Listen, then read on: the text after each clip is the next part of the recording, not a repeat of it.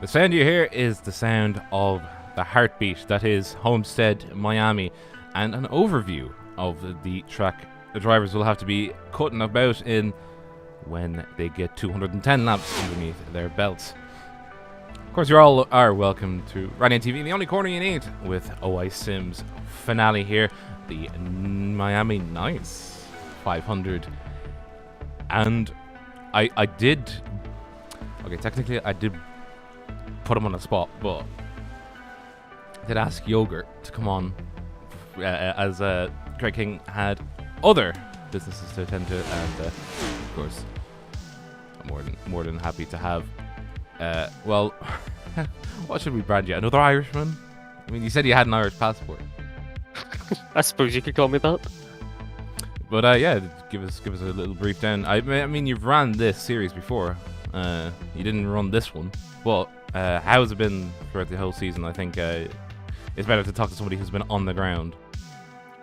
It's been a bit of a, perhaps not the start that everyone would have wanted. Bit of a messy first couple of races, but we managed to, I think, get our act together for Daytona there. Had a good run.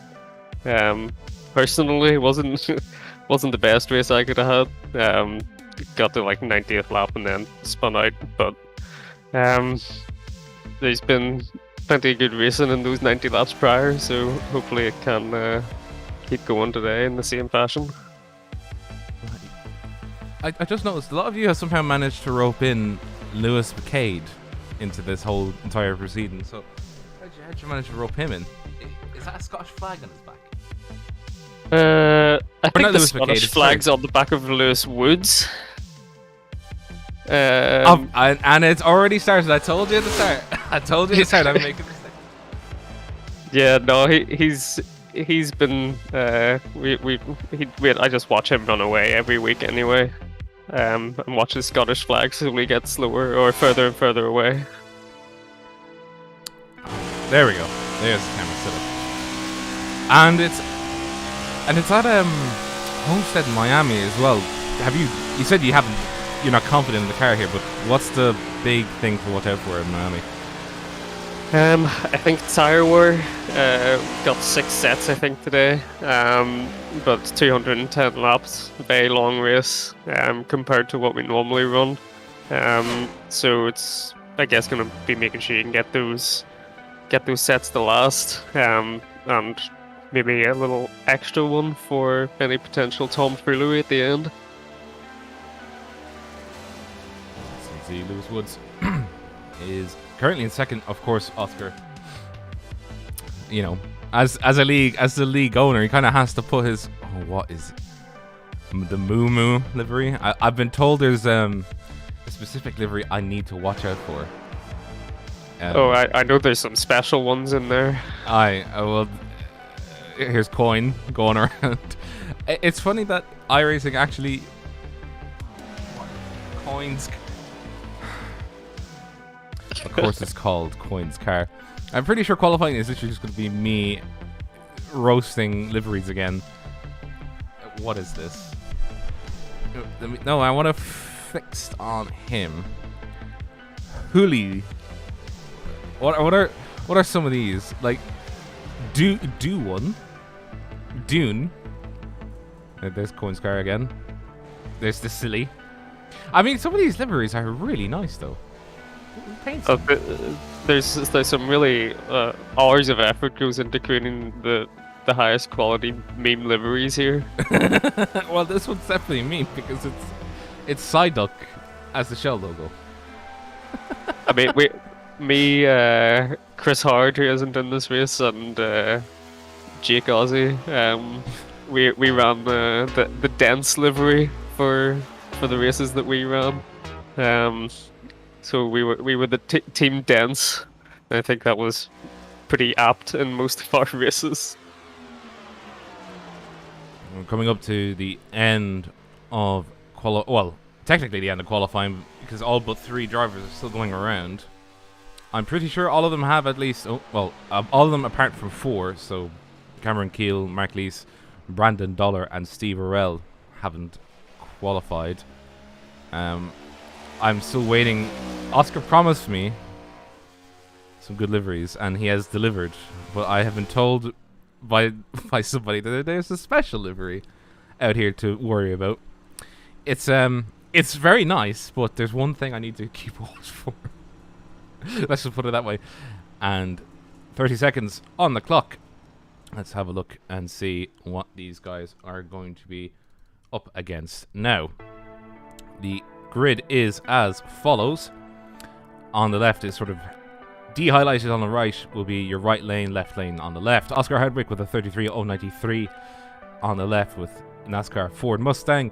Lewis Woods on the right with a 33.164. Adam Hodgkinson with a 33.210. Wagner with a 33.318. How do you say his last name, by the way? Olivier? Olivier's, how do you say Verhagen? Maybe. Okay. You bet me. You bet my attempt at it, which was nothing. And then and it switched over sessions on me. Anyways, then we go into Jordan with a 33.426. Coin with a 33.454. Matthias Bergman with a 33.481. And then we get into Coleman with a 33.486. And then finally in 10th is Harry Weir. And then as we scroll down, so if we put the grid up, there we go.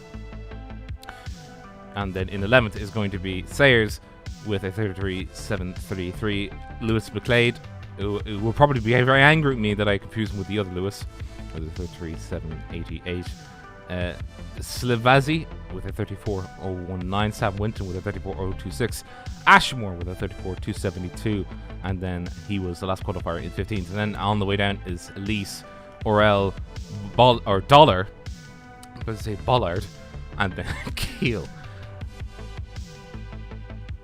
Of course, Yogur, it's going to be a bit, how should I put it, difficult. Because it's only 19 cars out there, and it's 210 laps. With the new package, I have been told it is actually a lot easier, and I have witnessed it. We did actually do a race here, or, well, not a race here, but we have done I have broadcasted a race before with the new cars.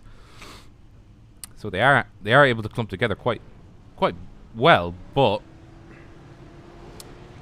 what's your prediction? What are you thinking? Well, I'd like to think that people will have a little bit of sense, see that it's a 210 lap event, back off, just, get into the rhythm in the car, take your time for those first few laps. You're certainly not going to win it in the first 200 laps, but those last 10 might get a bit spicy. But, as I say, I just hope they can keep their heads screwed on for those first laps, get used to the track, get used to the car, how it's all feeling, and then we'll see what happens. I'd like to call it, Jake. He did a bet crash all. That's not the right prediction. The right prediction is that you just say crash Oscar on the first lap.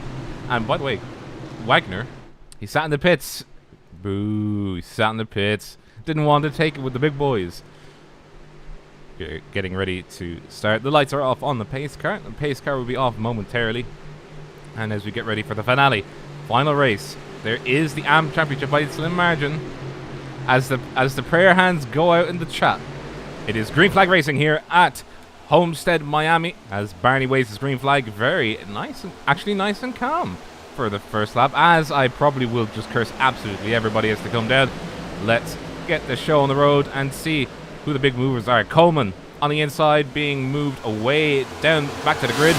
As everybody's still trying to get the use of the machines underneath them. Oscar obviously charging away with Lewis Woods in second, and then Hodgkinson in third. Jordan and then Bergman just in fourth and fifth. Actually, Bergman just dropping down as everybody's sort of moving around a little bit. Yeah, it looks like they're just trying to get settled in. A little bit of a close race in there. Coyne getting very close up to the number 2. It'll just take a little while, I think, for people to settle into their positions and get into more of a single file line. We're looking on board with Slade, and he's actually, what would you say, stuck in a bit of a hairy situation? Because he's got Harry ahead of him, and he's got Coyne ahead of him, and neither of them are slouches. At least I would have thought.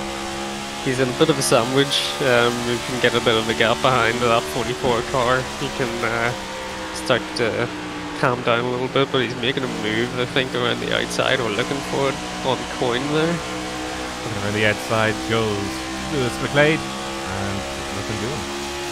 Is that a QR code on Coyne's car? It very well might be. I would not be surprised. And God only knows what it scans to. Oh, crikey. That is going to be a car that is just on the barrel and the caution's gone out.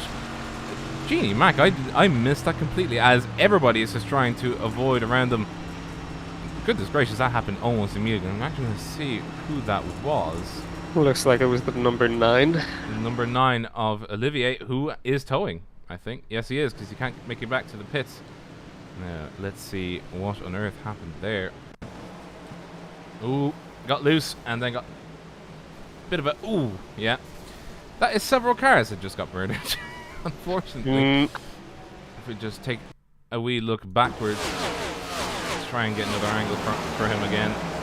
Puts it in too deep into the corner, and then the car of Silly just taps him. Unfortunately, Silly couldn't go anywhere, and the car number 17. That is going to be the car number 17 of Sam Winton, actually getting a full breast of damage, and then Mark Lees getting hit into the wall, and the car 68 narrowly avoiding it. It's an interesting netcode there, but it's so easy to do once you get down and you just cross below onto the apron, touch a wheel down there, and the car gets so loose. It can be hard to save that. So we have had, I'd say, 5 drivers in already, and it's going to be Bergman, Slovazi, Mark Lees, and Nicholas Sayers all coming into the bits. Actually, Nicholas Sayers is actually still going around at full pace. Did he? I thought he got hit. They do have one faster pair, which is good, but this also means now I can actually scrutinize all of the liveries, and I'm tempted to see what that QR code is. If it's a Rick roll, I swear. I definitely would Oh, not I put found that the car. point. I know why they were telling me to be very careful. Let's have a look at this wee one. If I can turn the camera. I had a feeling it would be that car. Oh yeah, here we go. Brandon Dollar. I mean, it's a nice livery, but What can you say? what can you say? It's got big honkers on the side. Brandon has been running some very interesting liveries this season. All running on a similar theme. If this car wins, I swear, it's gonna be difficult. It's gonna be difficult for me to hold it together. Cameron Keel going to be on his inside. I think it's outside. Oh, they're already actually forming back up for the start. First caution has been flown on lap 5. Car number 12 has already retired, so it's now down to the 18 car field. And the car number 5 has actually Maglies has just come out, and we're going back to it again. Also, no Monka S, no Monka Toss either. This is YouTube. Only one anime car has ever won in OI. I'm assuming it's not the Booba car. I'm officially christening that as the Booba car, because I'm not sure I can christen it in any other way. Running order is like this: Hardwick, Woods, David, Hodgkinson, Jordan, Weir, McCunis, McGlade, Coleman, Winton, and Dollar. Winton, obviously. Sam Winton actually making it through without much damage. Pace car is off. Back to it again for the second restart, and off they go. Oscar actually trying to get off the starting line, but there is a massive group in the middle.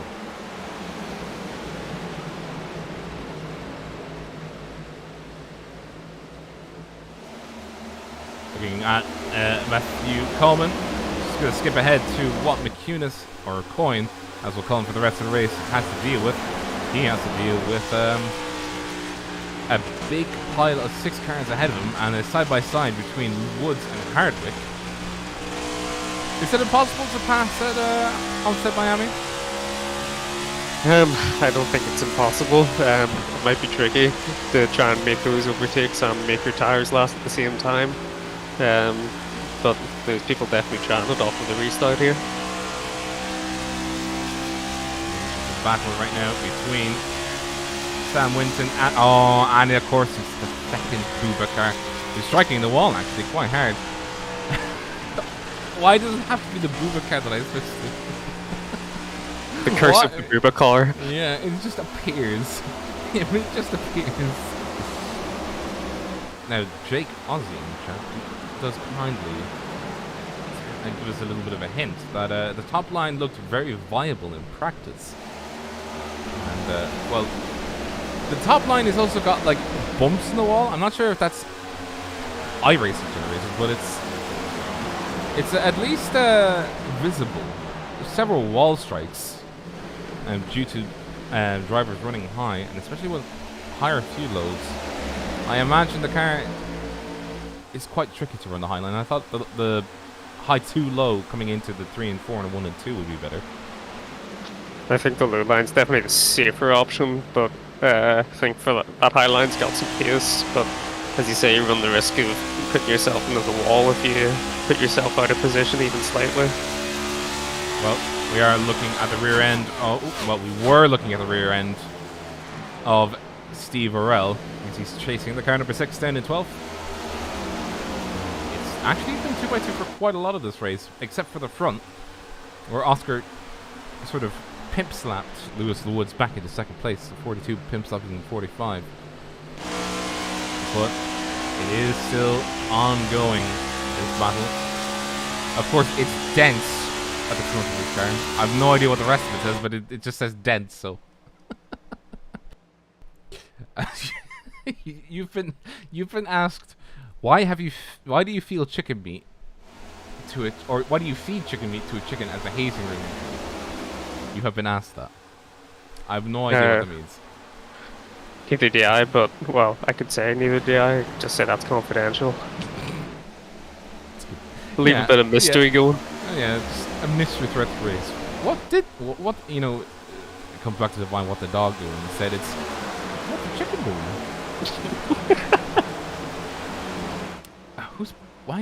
What's with the Geordie sus in the chat? I believe that's one of Jordy's emotes on his Twitch channel. They're just treating this as but yeah. None of this works. If I could, I would put it in, but it's YouTube, so they actually enforce the law. It isn't worth it. But in the end, back to Booba, as Booba is trying to force Matthew Coleman down low so he can come up wide. He is actually quite. He's the highest driver I think to actually really consistently run the high line. Is the Booba car, Brandon Dollar, car number 55. Again, still running the high line. He's the one that I've also seen in the wall most, taking a couple grazings. I don't know if there's anything to read into that, but yeah, it's just one of those things you gotta look out for. Is it just?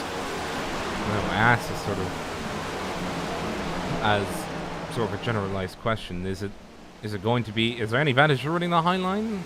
You know, tire temperature is better, or whatever the case may be, or is it just a different line? It's like taking different lines in the corner.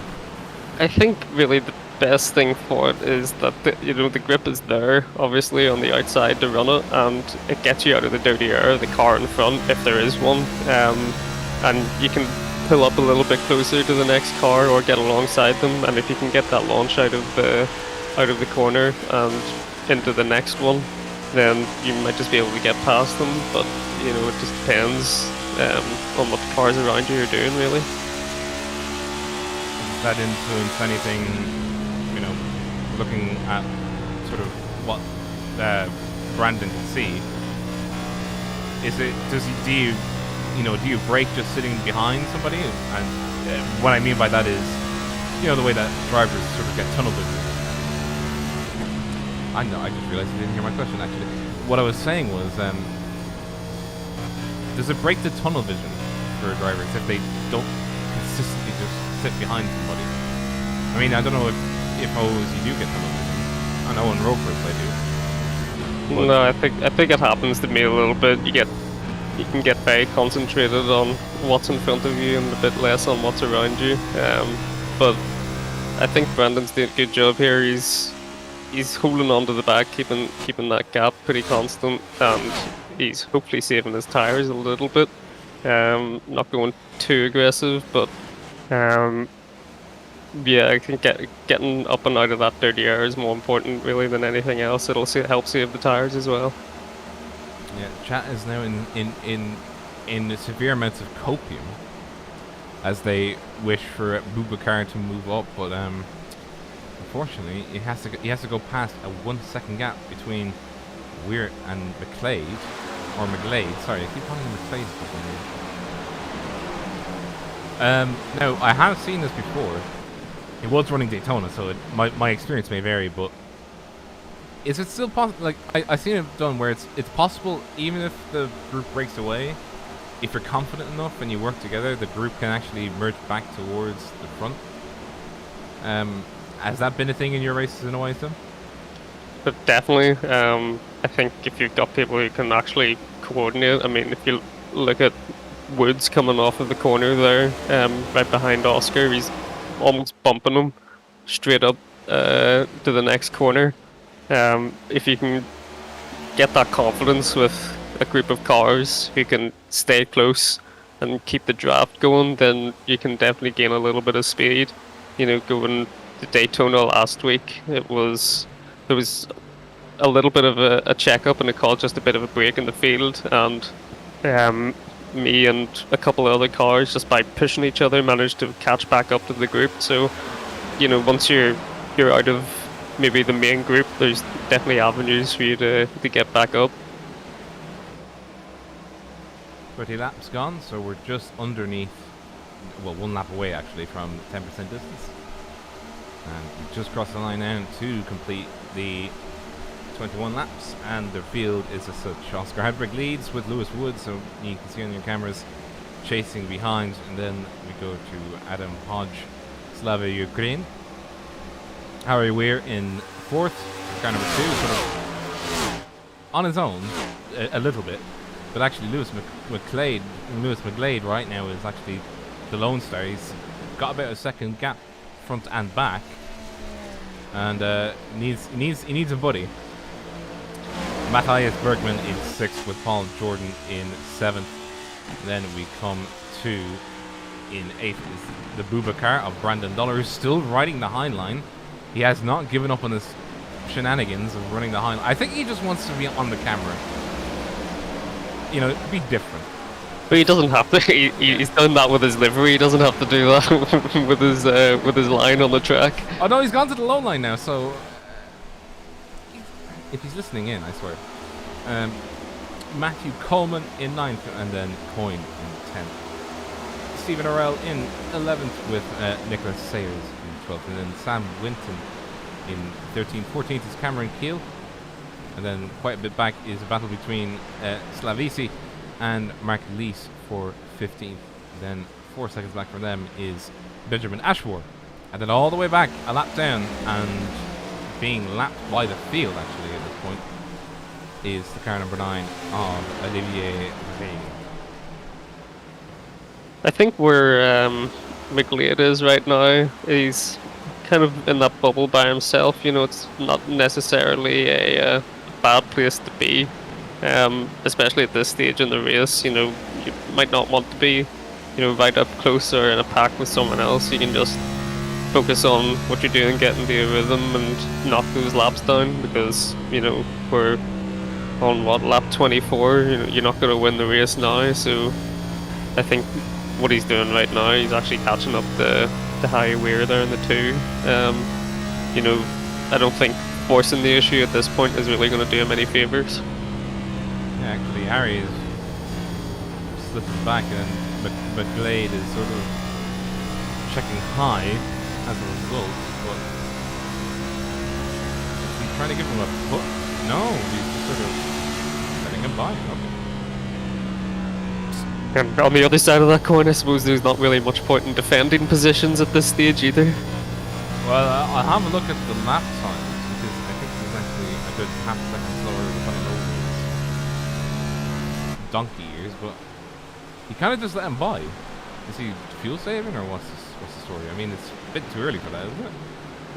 I think so, but it could just be, you know, trying to back off a little bit and save those tires. Maybe use the draft from Lewis that he's got now to save a little bit of fuel. You know, it is a long race, so anything you can save at the pit stop is going to be a little bit extra time. So I have so Iratus says, quote, Lewis Woods is giving bottom energy. He needs to flip. He's not flipping anytime soon, is he? He's sort of pushing Oscar further and further away from Adam, who's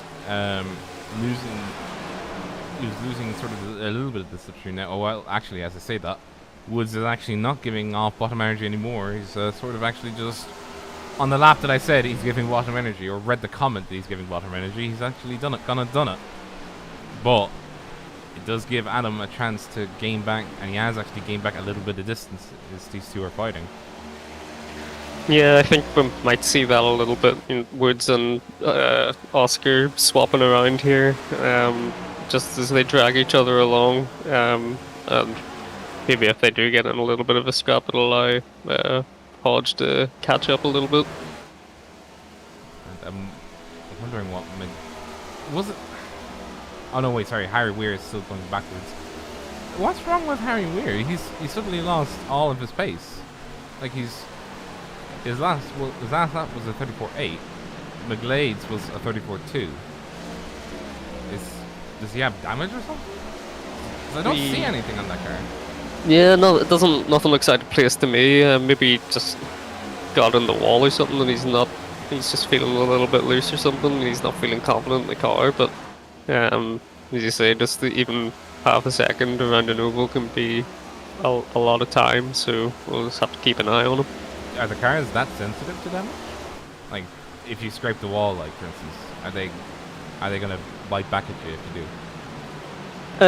I think from my experience, you can definitely lose some top end. It in terms of actual kind of like how the car handles, I'm not too sure. It might just be something he's lost a little bit of confidence in the car. It's not feeling exactly how he wanted it to, or yeah, as Jake pointed out there in the comment, could have got his tires a bit hot, just from being behind someone, late as he came past. But um, I guess we'll just have to wait and see. It looks like he's still dropping off a little bit from Bergman there. Yeah, he's coming back towards Coin right now. And the more I look at this livery, the more I actually really want to scan that QR code. But I already know it's some like, it's either a Rickroll or just a coin meme, which almost certainly will involve me being roasted for thinking about Americans having microwaves. Back up ahead on first and second, Lewis Woods and Oscar Hardwick kind of just really sort of holding pattern right now, as Hodge is very slowly closing the distance. He was a little bit faster than, well, he was actually holding the same time as both of them, and the tires now starting to drop off quite a bit. 6 sets of tires now on each of these cars, and only a few have actually come into the pits. Matthias Bergman, being one of the ones in the first caution that was flown, has actually gone ahead and come into bits, and he's the highest one of them, as has Nicholas Sayers, Patrick Silvazzi, and Mark Lees. So the highest pitter so far is Matthias Bergman. We're hoping, I think it's lap 40-ish that they come in for fuel around Miami. I think that's right, but I can't guarantee that. Let's just put it this way. What I'll do is I'll say lap 40 now, and I'll say, oh no, I always said it was lap X for whenever they come in. You know, I'll pull a politician. And though McGlade's also pulling a politician, he's on his own. He's on his own somewhat, but he's got Matthias Bergman catching up to him. Or, well, he was catching up to him. He's a bit slower on that last lap.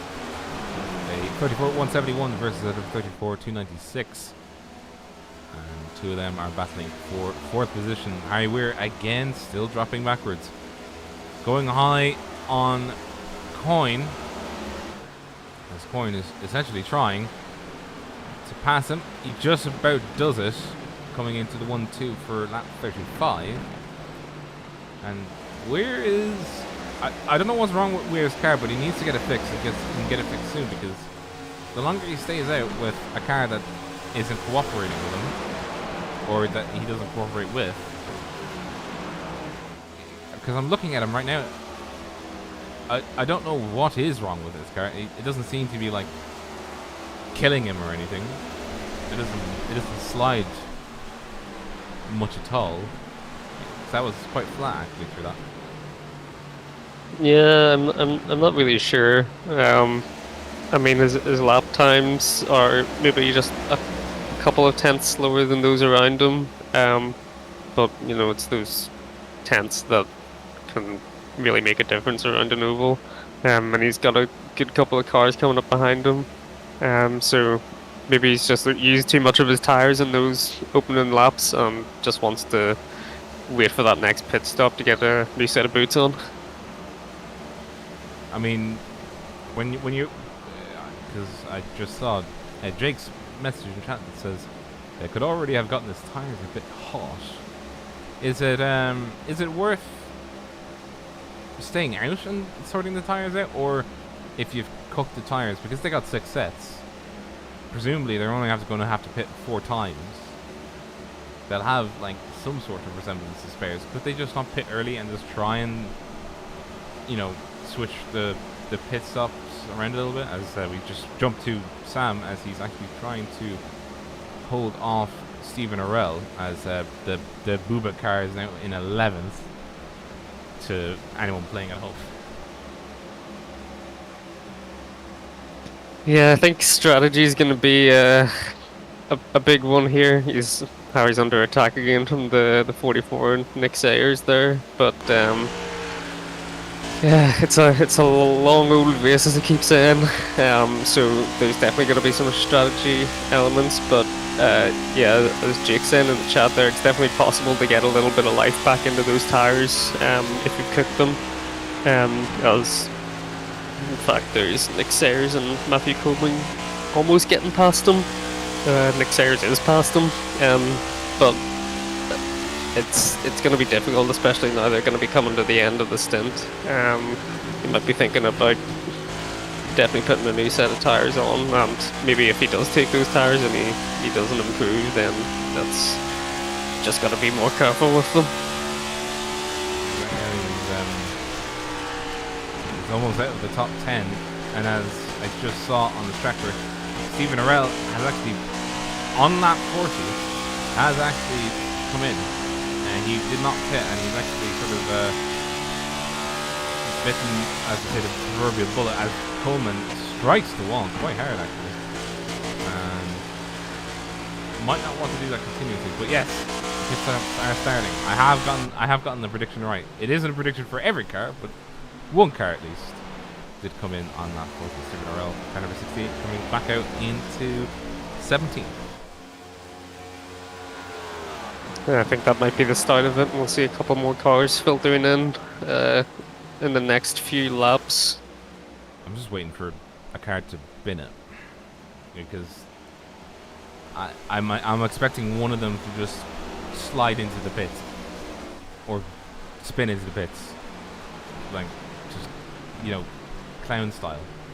Oh yeah, totally. Someone could Austin Powers it and just completely slide in, but I think, given how long it is, I think it was inevitable we get some green flag pit stops, and hopefully people have practiced them, because that's a terrible way to ruin your race with a speeding penalty or looping it and getting damage. I have actually seen, by the way, or well, it was with the older, what's it, the Gen 6 cars, that people were practicing like caution pits more, and in like the few races that I've done on an oval with like a proper NASCAR, they literally said they're waiting for a caution. Is that a thing with these new cars, or is it going to be more green flag racing? Well, hopefully we see more green flag racing. This has been a nice run so far. What was that? After first caution was only about 5 laps in, so yeah. But yeah, those green flag pit stops, you know, if you get that line wrong or miss your braking point going into the pits, then it can really screw you up if you have to go and take another drive through and you put your lap down. So there's definitely opportunities to get that lap back if there's another caution, you get the lucky dog, but it's a position you don't want to put yourself in. Just looking at Coyne now, he's actually pushed his way all the way up into 5th with, I would have imagined, more worn tires, because of I would have imagined. Oh no, wait, Bergman did not take tires. Sayers, I think, did.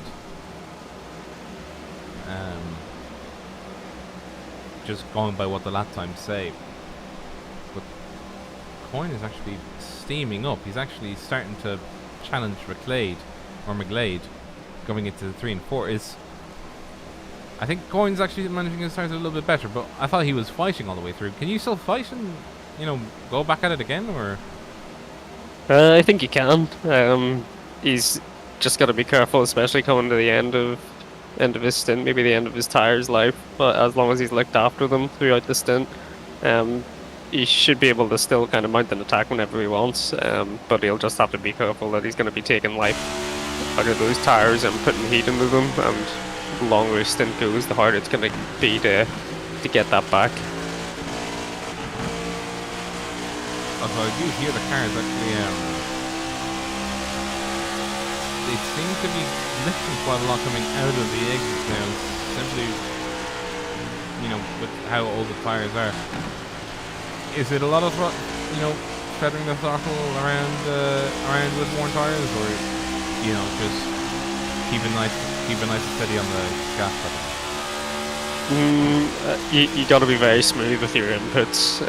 I don't think it's just a kind of next-gen NASCAR thing.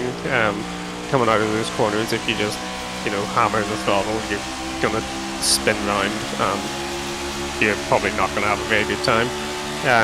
It's got to be gentle application of the throttle coming out of those corners, otherwise you will end up facing the wrong way. Blade being forced up high. Ooh, Coin a little bit of a slide, and diving to the inside for protection. Here's McLeod coming around the outside of 3 and 4 on lap 48. Looking to 49. The leaders have not pitted yet, and so this does definitely cut down the projected pit stop from 4 to 3 with a stretch at the end, which is actually quite odd. If they pit on lap 53, they should be able to, with a stretch, do a 3-stopper, which will save about 30 seconds ish. But I would imagine they probably would just go take the extra 30 seconds and then make that back up on track. It can be hard to kind of do that extra stop. You might have the tire advantage, but the other side of that coin is you're going to wear those tires down very quickly, so you've got to make those moves, straight out of the pit lane, and it can be quite hard to do that as well if you're coming out and people are also on fresh tires. Just not as well. Lewis Woods has quite a lot of damage to that front right. I think if we can look at the replay, if I can get it. I think this is where it says it happened, or a little bit further back actually. There's a damage to his front right. I think he had struck the wall at some stage. If I can get a glance at his front right. A little bit loose coming on to the main straightaway, and struck the wall coming onto lap 51, and that was onto lap 51 where we got that damage, and obviously is now a bit sad with the damage, and he's also actually quite down on top speed. He's actually about a 10th slower consistently. Get back to it. He's a 10th slower consistently over the lap. So it does pay dividends to what you said, where a wall strike can slow you down. It can, and it has. It's quite a fall off he's had there, but he's fortunate enough to have that gap behind to the Hodge, another 1.5 seconds there, and then even another 5 seconds to Coin there. So I think he's going to be waiting for that pit stop. I don't know if he'll take the faster pair. He might just have to sit there for an extra few seconds and take the normal optionals. It's a bit of a risky game to be taking the faster pair at this stage, but we'll just have to see what he does when he comes into pit lane.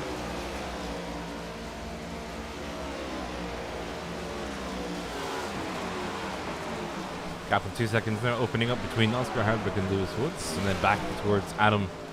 It is now closing down ever so slightly towards second. Coin is now the new person on his own. There's 3 seconds gap ahead of him and a 1.2 second gap behind him. As a hot take comes into the chat to say racers should not be allowed to have access to blue shells. Completely unfair. I would like to point out that blue shells save races. I'm a blue shell fan, or a rocket fan. Hit me up on my Wii. Actually, I really do need to take I'm sorry, hang on. I need to take a picture of this QR code. Oh, I've got some news for you on that. What is it? I took a quick scan of it, and it just says Slava Ukraini. Oh, okay. Well, that's nice, Slava Ukraine. And here comes the Geordie Sus again. Back in the chat. What I do actually want to point out is that Nicholas Sayers and Matthias Bergman, sorry, are on their way up.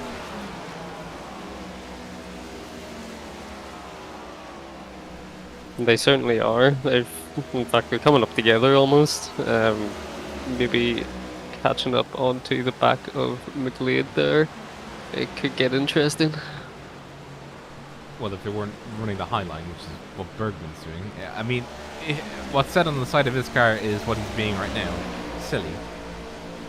Wait, hang on. What else does that say? Is that Comic Sans and the rest? Do it wrong. Am I reading that right? Do it wrong. Yeah, it is say do it wrong. It does say do it wrong. I think you're right, yeah. And it's in comics. Just... I love how it is in Comic Sans, but at the same time, why is it in Comic Sans? Why is it in the word why font? not? Yeah, okay, because well. it is, by definition, silly. Okay, you got me there, alright? Alright, you have me there. But... so why can't you just go with, like, what Nicholas Sayers drives? That is a cool livery. It's magenta. I was about to say magenta and be roasted by everybody when I come off the stream. Well, I caught myself. You know, I'm not gonna make another do Americans have microwaves joke. At the Bob car, where is the Bob car? That is the Bob car, the 51, the silly car. It is this. It is. Here's the Bob car. He's actually being unlapped. He's actually being unlapped. Cameron Keel is unlapping himself. The Bob car is down in 12th. Not going very fast. But Howard Weir still.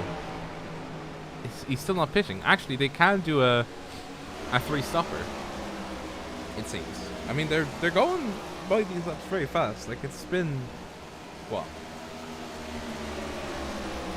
Oh, it has actually been. I was about to say 20 minutes. It's actually been around 20 minutes, and it's just gone by. Oh, and I have almost just jinxed it. A car number 81, coming down, and then the car number 2 sliding up. So I think Harry Weir's tires are cooked. Let's just get a replay of that. Yeah, it looks like Harry sent that in pretty hot into the corner there and just ran out of tire and slid up.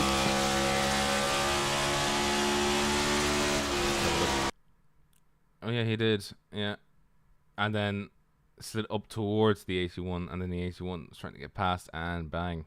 He kept it. He kept it nice and cool though.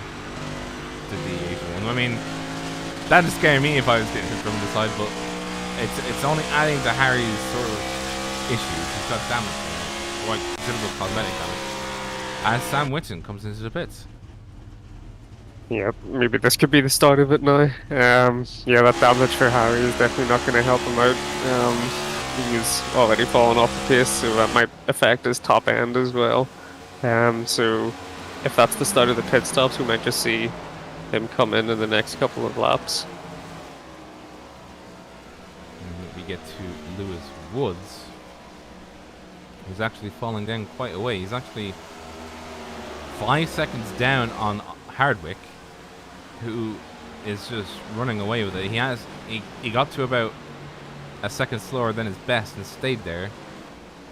Woods got to about 1.5 seconds slower than his best and is now staying there. But critically, Hodge has actually caught up to it. Is that? Why is it saying like that? Why is there an infinity symbol in the middle? I don't know even what brand it's trying to parody. Somebody explain. Where's the competition? We had that on lap 5. That was the competition caution. Oh, Booba's in the pits now. By the way, for everybody who's watching Booba, he's in the pits. It's important information. Absolutely. It's the Slavia Ukrainka versus Lewis Woods. I think Woods is just backing Hodge up as much as he can, trying to hold on to that position before the pit stops. Yeah, but why like would he do that? A couple more. Sorry to interject, but why would he do that? Because to me that wouldn't make sense. He's only assisting Oscar. Perhaps, but all it takes is one caution to cause that gap to close right back up, or one little mistake. And I think here comes Oscar's Oscar. into the pits. Yep, just came into the pits. Lewis Woods and Adam both come into the pits. I hope they did not speed. But Coin's staying out, are oddly enough. I would have reckoned they would have all come in when the leaders came in, but he's the only one, along with Sayers and Matthias, have the top 3 now haven't. But that one strikes me as a bit odd. I'm surprised Coin has been able to stay out, and I'm also surprised that Jordan is. Sayers and Bergman would have had 5 extra laps of fuel, I'd imagine. Here comes Coin. Sayers staying out. Matthias Bergman staying out. Does Paul Jordan come in? He's looking low. He is... No, he's staying out. Might have just saved a couple extra laps of fuel in the draft in the pack there. But yeah, as you say, we got Nick Sayers and Bergman have those extra couple of laps of fuel.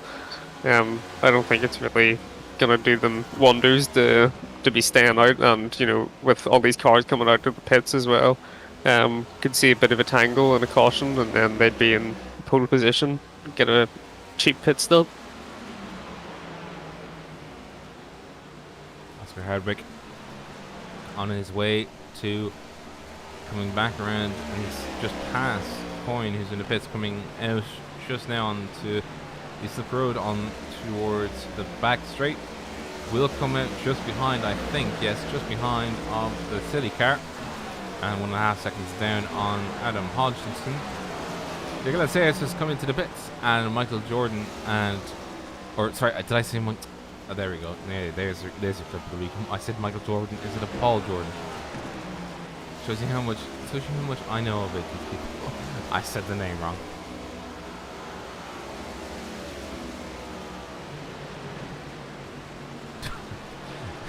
I love the name of the race is Miami Nice 500. And Ducati Gaming has approved of it. You can contact Oscar if you want to show your appreciation. And yeah, nice lap. There's Jordan in the pit lane, but I don't think Bergman's come in yet. Nope, he's still out there. Still running in pole position for the meantime, but he's got to be running short soon. I think he'll probably be coming in the next couple of laps. He was part of that lap 5 incident as well. He took a fast repair, but it does not seem to have affected him at all. And also, Lewis Woods took a fast repair, actually. According to this, it says he took a fast repair for whatever reason. Did he need it, or? Woods must have taken the fast repair in his last stop for that, damage. That was his only stuff, yeah. Yeah, he must have taken it just for that damage that he had on the front right. Not better be used when, you know, what's the word I'm looking for? When it's like coming down to the wire and like the last few laps, and then the caution comes in and you're stuck in it, or is it a bit too early to gamble? Is probably what I'm asking. If it was me, I probably wouldn't have used that fast repair. I think the damage like that to the bodywork is usually maybe an extra 10 seconds in the pits, which can seem like an eternity, but if you get spun out and your engine ejected later on in a caution, then you're going to wish you never used that fast repair.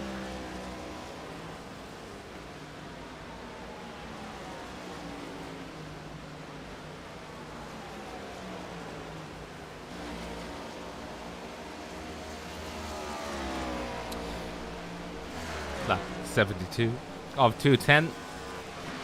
And we are currently sat with Lewis Woods as he's on his own. And then we have McGlade. I keep just trying to say McGlade for some reason.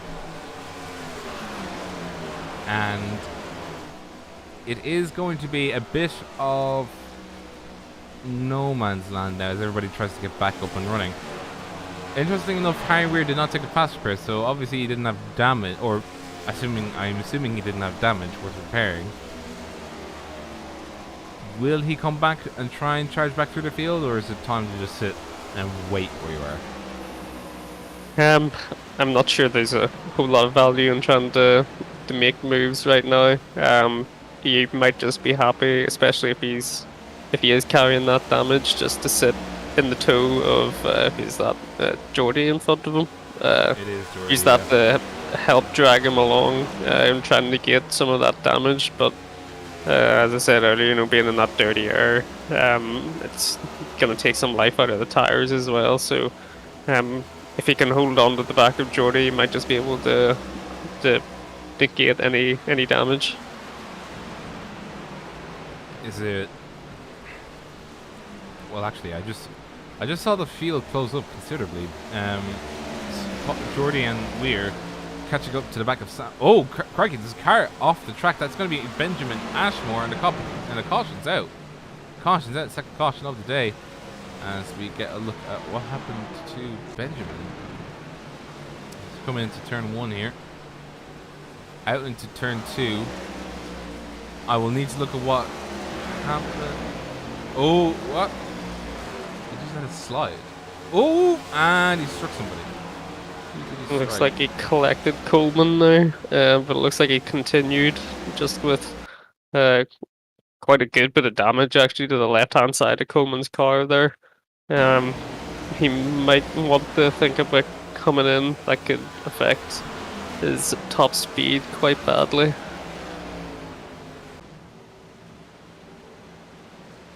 Competition caution here on lap 76. Just be advised, we will go for a smidgen of a break just at the halfway point so that both of us can stand up and, run around and not die. So, lap 76 is going to be the time for the second caution as they go into lap 77. Benjamin didn't actually come in for his pit stop. I'm surprised with that. I would have imagined with the amount of damage that he has. By the way, Yog, they are saying you do sound kind of cute. I'm absolutely touched. Jake said it now, and Sam Williams has said it. The other Sam Williams, Duckhead Gaming has said it. So it's not just me saying it, okay? I'm gonna have a fan club by the end of the Yeah, absolutely. And Junie J has now also said, Pog, it's Yog. Where is Bubakar? There's Bubakar. What's Bubakar doing out of... Did he take a pit stop? He probably... No, he didn't take a pit stop. What is going on with this order? He did not take a pit stop, but we have actually got a couple of cars coming out. 68 of Steve Orrell and 26 of Coleman. Coleman must have been pitting for that damage that he took in the collision with the 81. The 81, I think, is opted to stay out. The 81's actually just come in as he said that too. Oh, well, and he missed his pit box.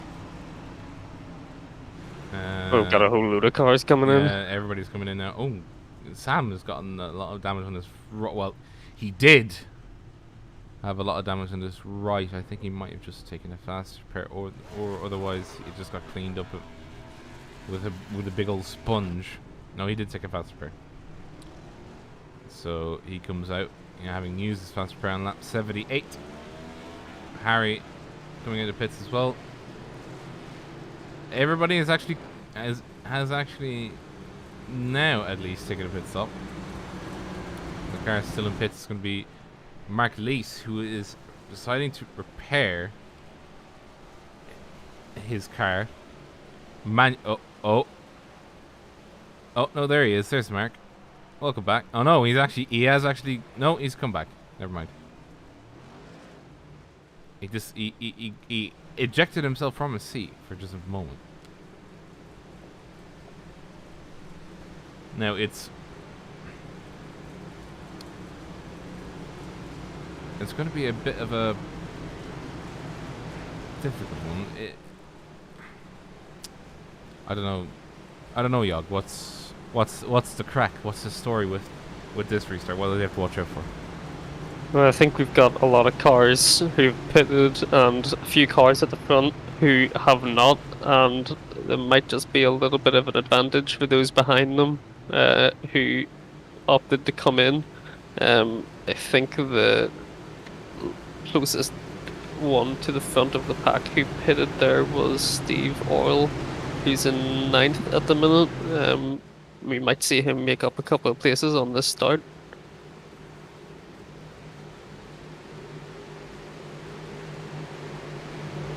Actually, yeah, you're right. It's a toss-up between 68 and the 26. Also, why does he on the back of his car have "dairy is scary"? Is he lactose intolerant? You know, I don't know, but it's been on his car, not all season. Beyond that, every season that I've seen Steve running, which I think is almost, if not all, of the OI Sim seasons we've had to date, I've seen some anti-dairy messaging on his car. He's apparently afraid of yogurt. I mean, I'd be afraid of yogurt with an accent like that. Back to racing though. Oscar Hardwick leading Lewis Woods and Adam Hodge off the start line, with Coyne in 4th position. Then Lewis McLeod in 5th, being chased by Nicholas Sayers, is going on his inside of his 6th, then down to Matthias Bergman in 7th, with Stephen Orell in 8th. Then to 9th is Harry Weir, under threat from Paul Jordan is inside in 10th, about to make it 3 wide, going down into the 1-2 on lap 81. It is 3 wide. Nice and easy through it all. And unfortunately, Stephen Orell came out the shortest end of the stick as he shuffled down to place Matthew Coleman in 11th. Sam Winton was trying to clear a lapped car. That is the car number 21 of Patrick Sililvazi.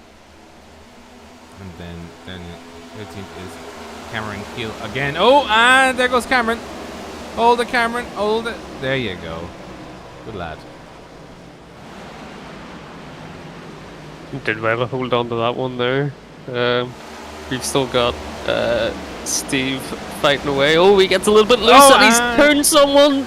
And that is one dead car. Paul Jordan is dead. Oh, trouble!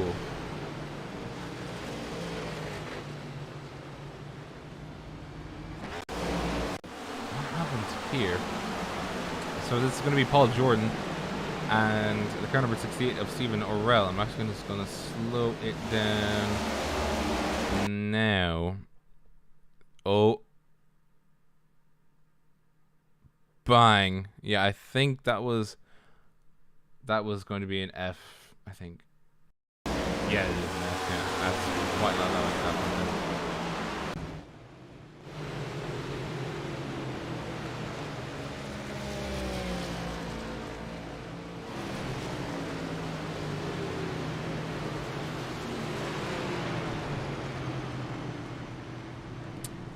Paul Jordan carrying massive amounts of damage to his front end as Cameron Keel is trying to shuffle past him as he tries to come in the pit. Now, Jordan does have a faster pair, so it's not the end of the world yet, but I mean, pretty big shunt if you ask me, as I think everybody barring Jordan is not coming into the pits, so everybody else just gets to go around in circles at their own pace for a bit.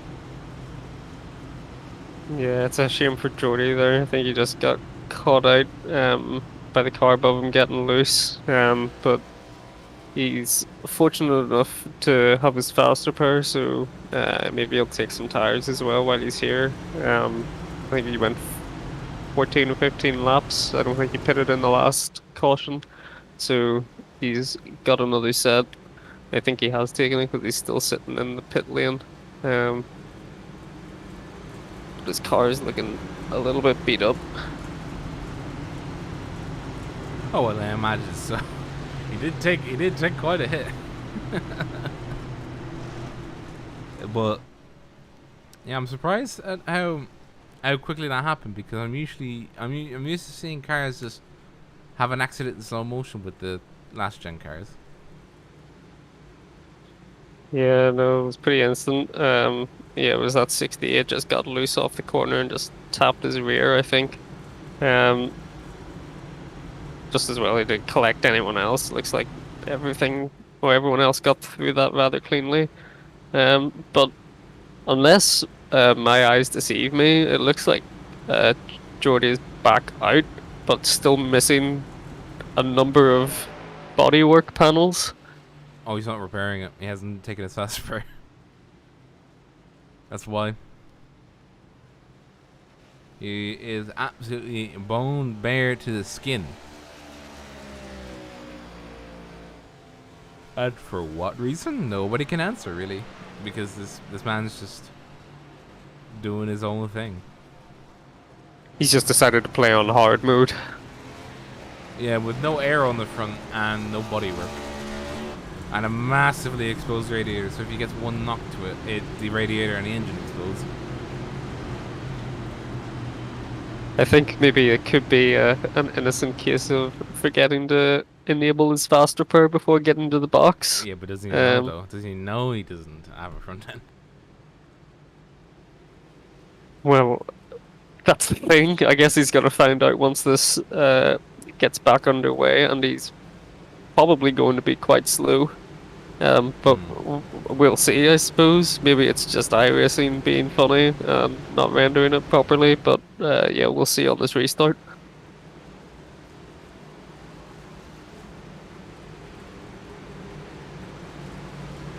Running order as of right now is going to be Oscar Hardwick, Lewis Woods, Adam Hodgkinson, Vivalis McHunis, Nicholas Sayers, Lewis McGlade, Matthias Bergman, Harry Weir, Stephen Orell, Matthew Coleman. It's going to be Sam Winton, and then Brandon Dollar, Paul Jordan, Cameron Keel, Patrick Silvazzi, and then Marclise Olivier Verbagen, and Benjamin. Let me go a bit to it now. Once again, this was the third caution, and we're hoping now that things get back underway, as the green flag is going to be flown in just a moment as the pace car pulls off, and back racing go lap 87 here at Homestead Miami.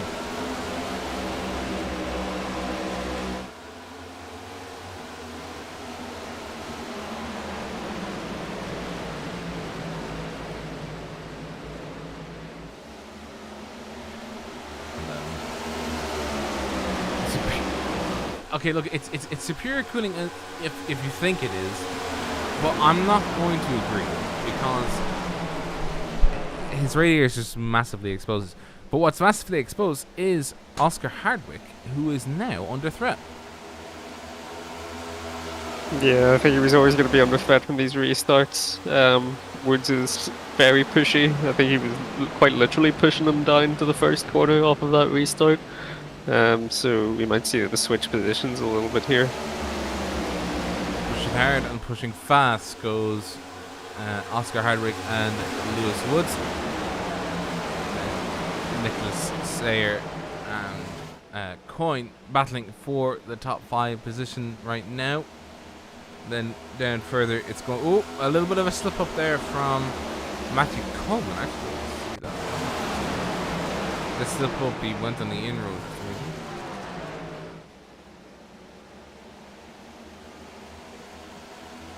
Oh, he got hit from behind, just a tap from behind as the car wants to come through. But he has to hold it, so good job on him. Yeah, he's fallen down to pretty much the back of the pack now.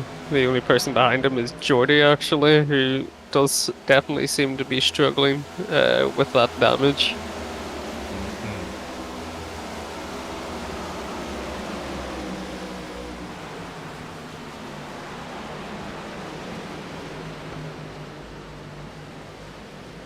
Oh, wait, why did he show up as empty? Oh, there we go.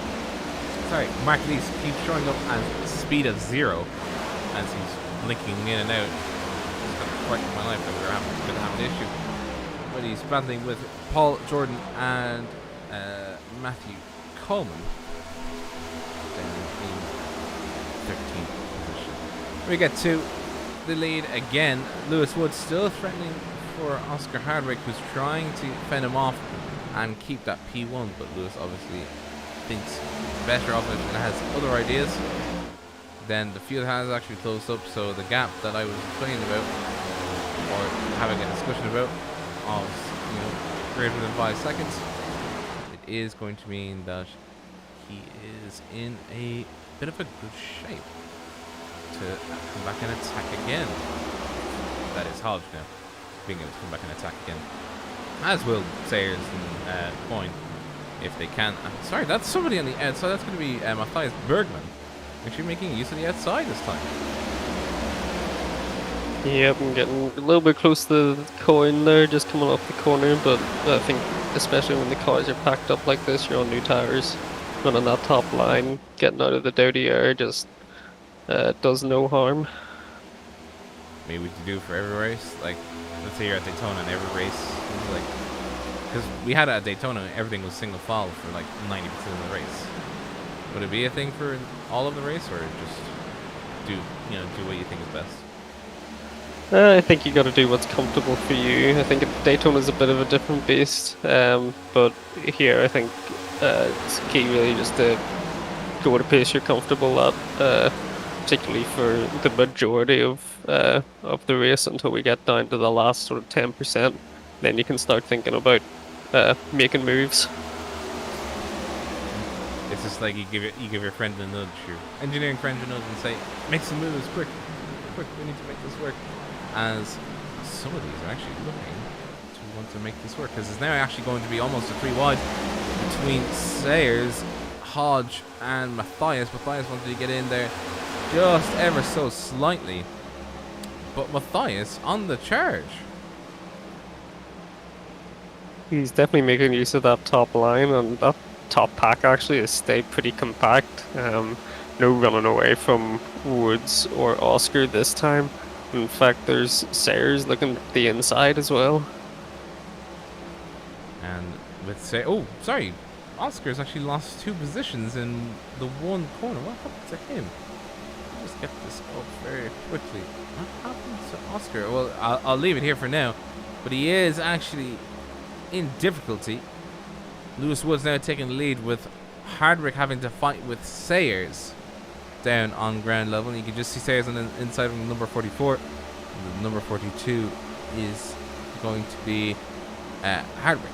So, actually, I just realized that all the top 3 are start with a 4. Interesting.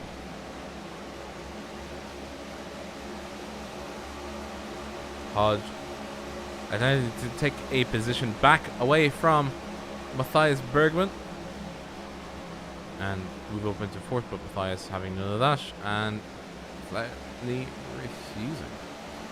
Then moving down to pecking order, it's going to be a bit of sort of a chess game, as everybody's sort of trying to get ahead of him. I'm surprised the field closes up this well, though. Yeah. Yeah, it's definitely stayed compact for longer than I thought it was going to. It's starting to spread out maybe a little bit here now, but Hodge definitely not coming off the best off of that restart. He's lost 2 positions there to Sayers and Matthias, so maybe we'll see if he can mount an assault and get those positions back. I mean, if your title is literally on the line, is every space as important as the next, or do you just try and keep a cool head and let the race come to you? Yeah, I think at this stage you can't be firing it into every corner. There's still over half the race to go at this stage, so it's just managing your pace at this stage. Taking the opportunities if they present themselves, but not launching yourself into something too aggressive right now. Just over halfway through the time in the race, well, not through the time, but just over an hour has passed since the green flag waved, and we are currently just about to go to lap 100. In 5 laps time, we will take a quick little break, and we'll be back with you, but we'll let you know when that happens. As of right now, Oscar Hardwick is in danger. He's having a little bit of a trouble with the fact that everybody else around him has woken up, and he has got several cars ready to pounce on him, looking on board of one with Nicholas Sayers in the Toyota Camry, looking forward towards the car number 42 as he goes loose. Very little bit loose on to 2, going to 3, and you can see Oscar. I don't think he wants to lose that P1 at all. I think he wants to get it going. And also, Jake, with that monkey steer, this is exactly what we're doing. Yeah, I think Oscar definitely likes running out in front. Play around, nothing focus on except turning laps. But Woods is definitely giving him something to think about right now. He managed to pull out a little bit of a gap to Sayers behind, just a couple of tenths, but maybe enough just for breathing room. But they will definitely be right there in the mix if either of them were to make a mistake.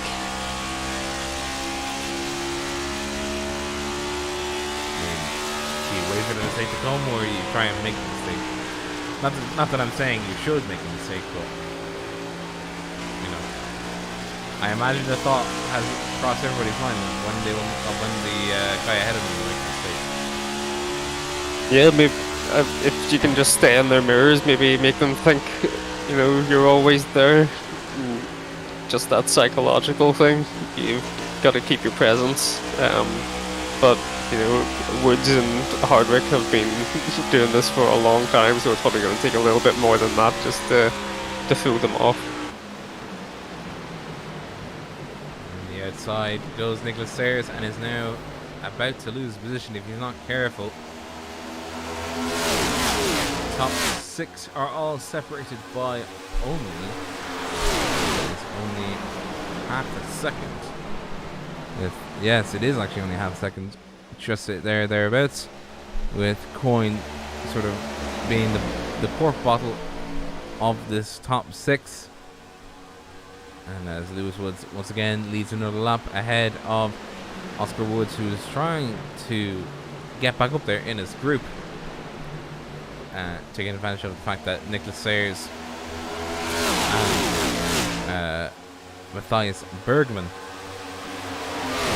fighting between each other. And then, of course, Mr. Hodge also trying his best and also trying not to get passed by either of them, if he can. To lap 105. We will take a quick little break. We'll be back in a few moments. Don't go away. Stick around, and we'll be back with you shortly.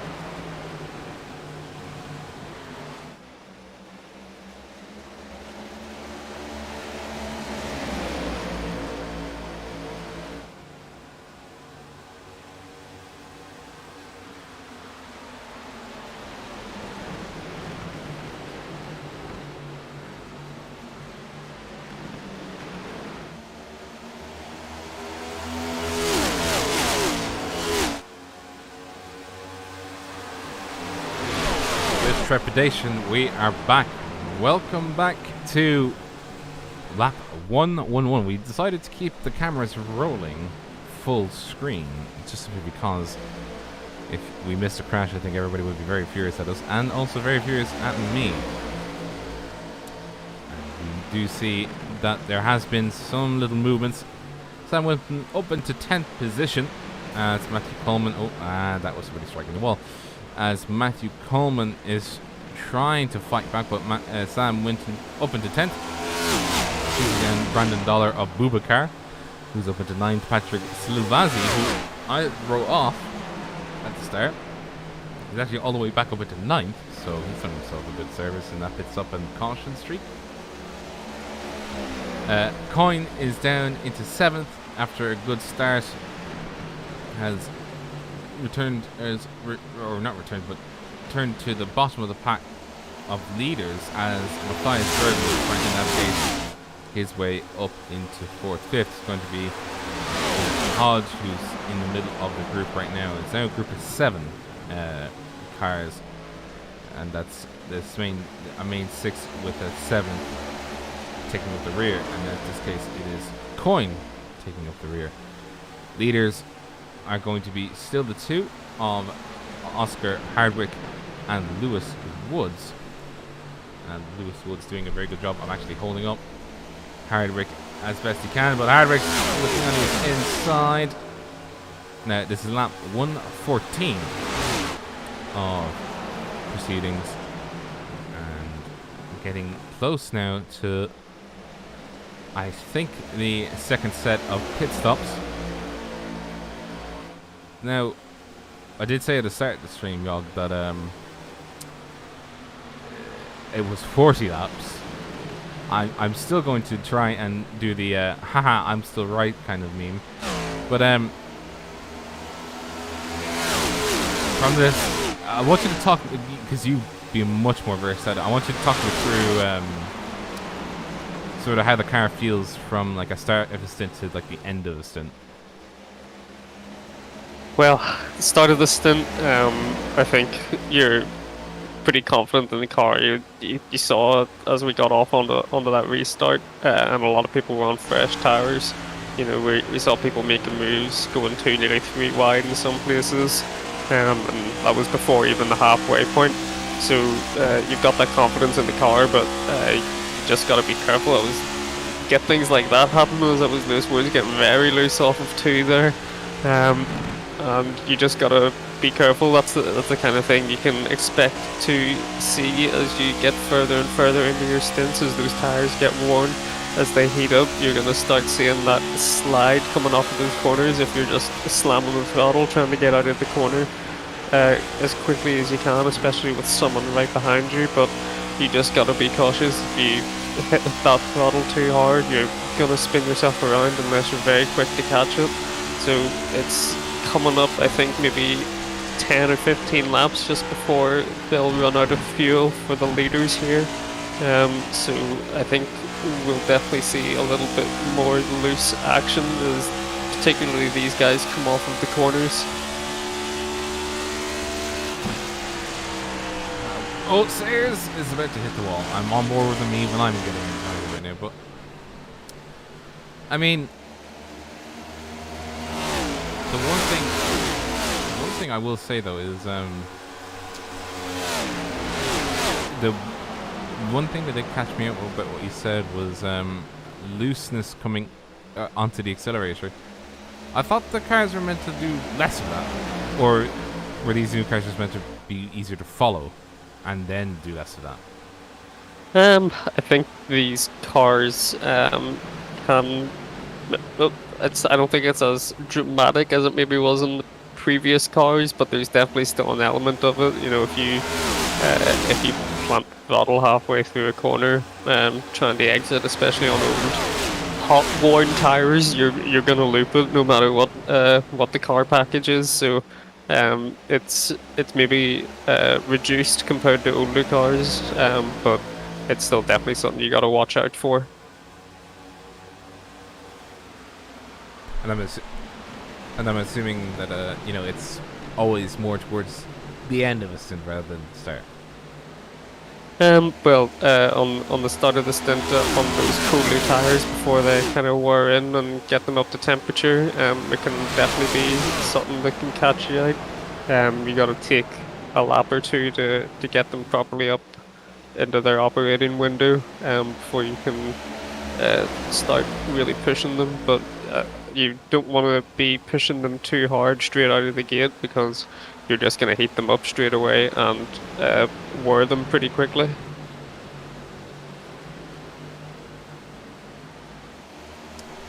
I did see that actually with where is his name, Harry. He was actually started near the front of this grid, and now he's not doing what Hodge is doing, which is actually making passes on lap 121. The leaders have done 55 laps on these current set of tires. Is that how dramatic it can be if you? Oh, and that is going to be Lewis McGlade early into the pits compared to everyone around him. But is it going to be how should I put it? Is it going to be a bit of a difficulty if you do? And as you saw, and what Harry we suspected was cook his tires. Is that going to be a thing that it takes lap after lap to recover, or can you recover it? Let's say you take a little bite now and then, you know, can suffer for longer, or do you eat all of it now in terms of like reducing the heat in your tires and it'll be shorter, or? I think as kind of gradual as possible is the best thing to do. You can't definitely go straight into attack, you know, if you wanted to, but it's going to be difficult to get those tires back down and into a comfortable window. But particularly coming to the end of the stint, there's not going to be a whole lot of extra life left in those tires, so it might just be a case of trying to take it easy, stick to the car in front, and maybe win the race off pit road. Didn't somebody start from pit road, or was I dreaming? I think it might have been Wagoner that started on pit road. I think you might be right.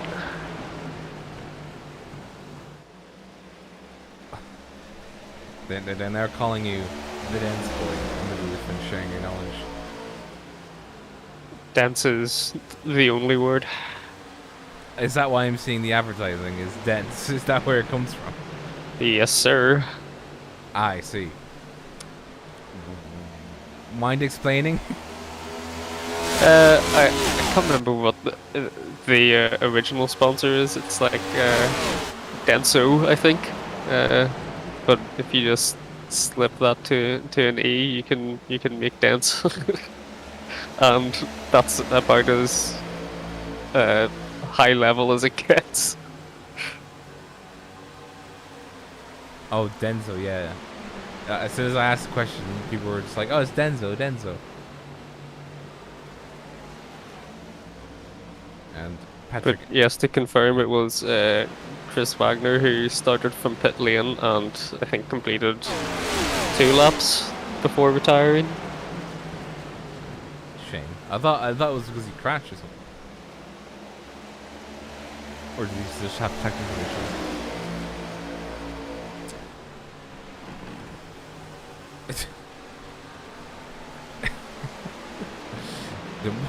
The more together, the denser you are. Ah, yes. Life's greatest mysteries and advices from.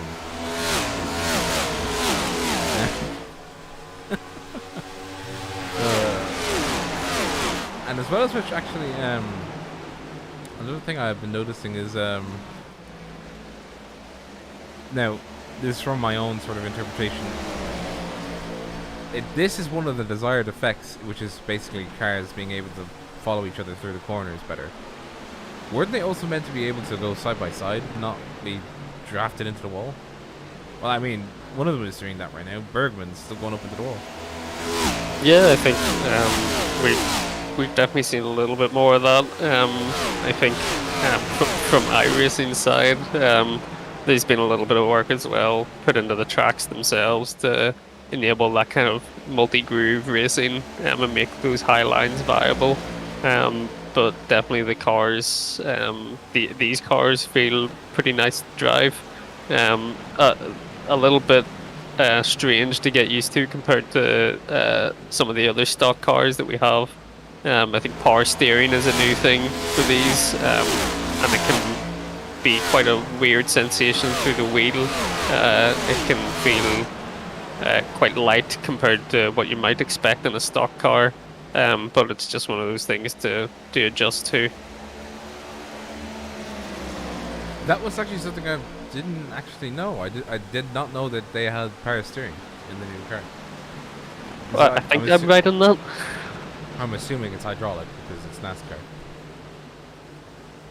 In before I get corrected again. Oh, I'm not going to correct you because I wouldn't know either way.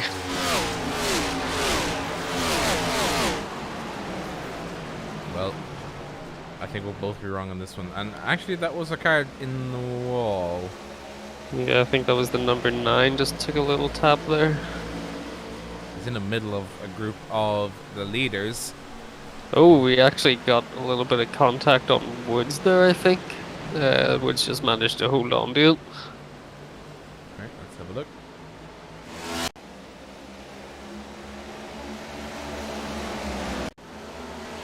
It's going to be when the treatment's not coming in. There was a contact as... Oh yeah, I saw Woods did a power slide through that. Let's have another look at that. It was really well held from Woods there, particularly on those old tires. But yeah, it was just the 9 car getting into his rear left quarter panel there, and then putting himself up into the wall. So I think he probably came off worse there either way. Yeah. Though a part of me wonders why Car is doing that in the first place. But there you go. And Oscar has run away with it again. I think they're gonna need another caution to get this one back up and stuff. We're just coming up, I think. Ooh. What is current lap times? So it's going to be half an hour. Well, there's Nick Sayers in the 44 into the pit lane. league admin bias. I mean, it is Oscar, so I mean, for all we know, he just made the league just simply because he can demonstrate to people that an Englishman can drive a NASCAR.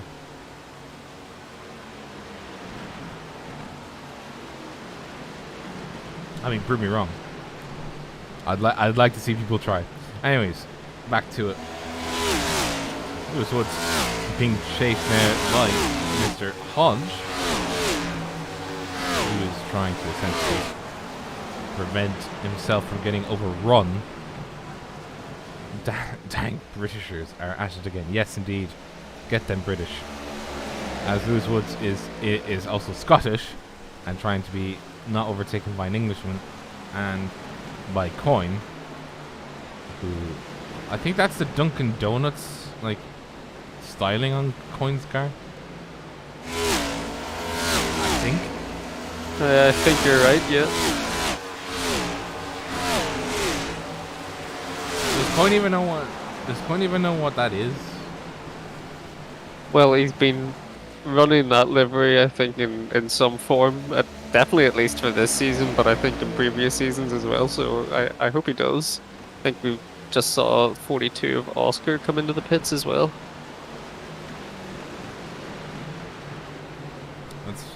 Is he just trying to run on his own, Oscar, or is? Well, he might just needed the fuel. I think Woods and Hodge are on their 70th lap of this stint, so I think we'll definitely be seeing them coming into the pits soon. Next couple of laps. Oh, here they come actually. Two of them are already coming in. So I think if Hardwick can maintain a good outlap, he should be able to undercut the lot of them. But as of right now, he's also being released into a group of cars. So it is not the easiest for him as he has to go around the outside and push the car just a little teeny weensy bit more to clear these guys. And he's actually already passing by pit lane, and everyone else is still trying to get the cars out of pit lane. There he goes past Woods again as he's still coming out of pit lane. So I think he maybe gained a little bit of time there. He's already 3 seconds ahead of him. But he's definitely gained some time. Yeah, he's definitely gained some time. And also, poor Lewis Woods has come out behind Mr. Sam Winton, who will not want to give up a position, even if he wanted to. If he can fight it, he can't though. He goes to the high line as Lewis Woods is just trying to get past and get moving. As I think Sayers is also trying to follow him through. Sayers is following him through. Oscar Hardwick with the massive undercut on everybody, and is now chasing down absolutely everybody he can. He can now actually go to the end. Oh no, actually no, hang on a minute. He could go to the end. He could just about go to the end if he saved. It could be a stretch. I think it's those cautions that we had might have stretched out the fuel tanks.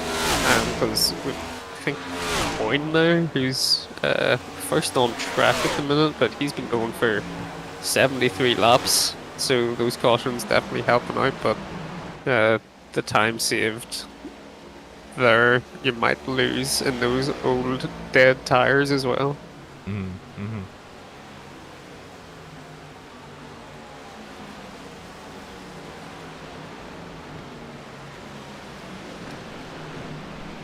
So quiet time until the rest of the field pits. Matthew Coleman is in the pit.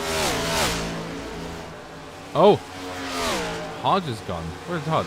He has, he's looped it by himself, it looks like, coming off of turn 2 and put it on the inside wall and taking a little bit of damage. I did to not even his see where Hodge got boinked. inside left. Oh, yeah, there he is. Oh, yeah. Completely by himself, but Yeah.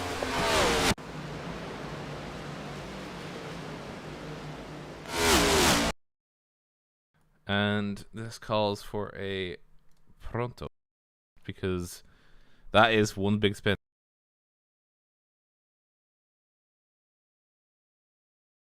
looks like he's made it out now, but that's put him 2 laps down.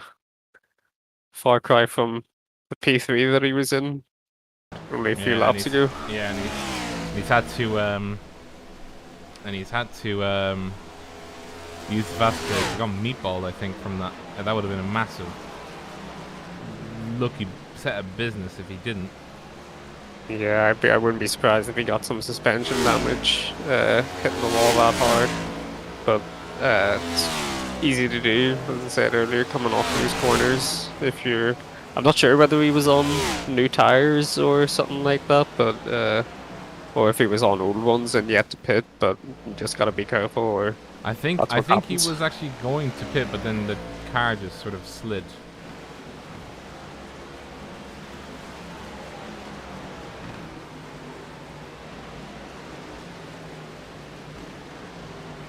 I think anyway. I mean, I can ask him after the race and say, how's what happened on lap 142? no, it looked like he was on his out lap actually. You just pitted. But at least he doesn't have to pit. He doesn't have to pit again. He will Well, there's always he will be quite a bit down.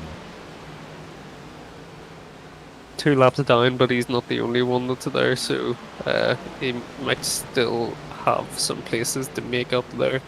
I think he's got Mark Lease and Cameron Keel on the same lap as him, so still some positions to be made, even though they're a little bit further up. Mark 5 seconds ahead of Hodge. And a little bit further down the grid than he thought he was going to be. Yeah, certainly a lot further down than he thought it was going to be, maybe 10-15 laps ago.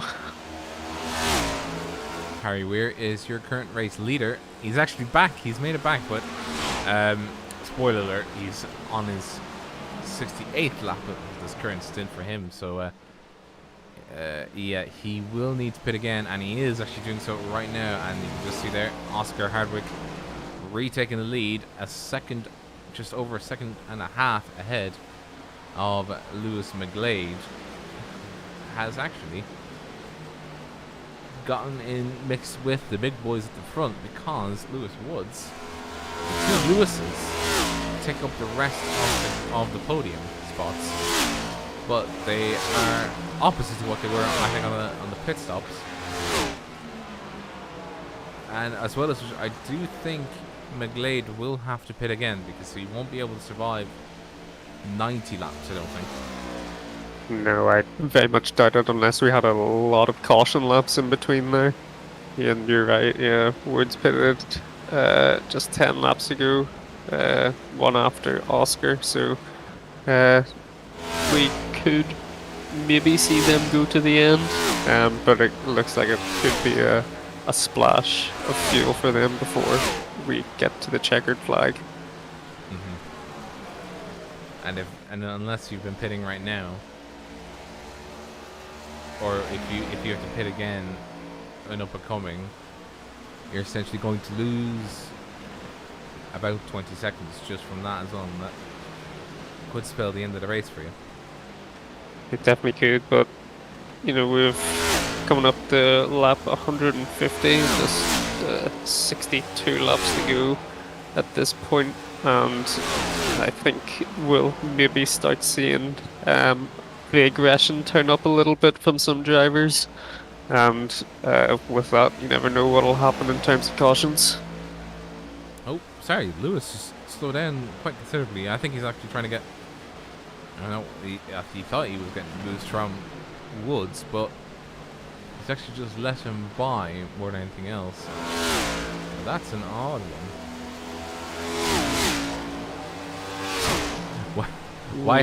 Why hasn't anybody simply won the race yet, SMH? It's a great question. Can't they just, throw the competition checker? There's a competition caution. Why can't they have a competition checker? Because there's still 60 laps to go. And we are, I think, a skill issue, yes. We are coming down to it. I think it is going to be just over a half an hour left, so should just slightly over at around 9:30 we'll be finishing this race. And then we can see who really was the winner, not of the current lap, but the real winner of this race. My guess is going to be Oscar.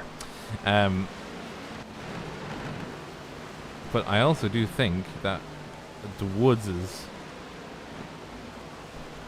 do have a good shout if they can start working together, and not what they're doing right now, where McGlade is falling backwards and into Nicholas Sayers, and then just everybody being out of sync. So the drivers who will need to stop again are Patrick Stilvalzi in the car 21. Sam Winton will need to start to pit again. Lewis McGlade will need to pit again, and that is it for now. Everybody else. Uh-oh. It's happened. The Booba car is stuck in the pits. Pour one out for a fallen soldier. Yeah, I'm sorry, but it's a sad day for Boubacar. It has got severe damage on its right hand side. Pour one out for the Boubacar, and if you can't pour one out in the chat for Boubacar, just F to pay respects to Boubacar. It's a sad day. I was wondering where it was, and then I realized it has spent the last 9 minutes in the pit box trying to get. Yep, 17 laps down. I'm just looking back to see what happened here. I think, yeah, they just got loose coming off 2 and trying to bring it back. got right up into that top wall and got some damage, as you can definitely see to that right hand side. And it looks like, unfortunately, that is terminal. And he's got no faster car either, so the best thing you can do right now is just wait, because if the damage is terminal and if he's not got a faster car, how much else he can do. That's what we're looking at with Sam Winton as he just navigates around with cars unlapping themselves below, trying not to stay out of the way and not push the cart too much, so he can just toss himself around the track at his own pace, which is probably what he wants. Just what the doctor ordered, essentially. I think that is actually several other lap cars telling people why. That was Cameron Keel on the blue car on the right hand side of your screens. And then, of course, we have the leading 4 or 5. Now, the only battle in the top 5 right now is going to be with Nicholas Sayers and Lewis McGlade going into P3. And the car does sleep. Unfortunately, Jake, the car is asleep right now. It's having repairs.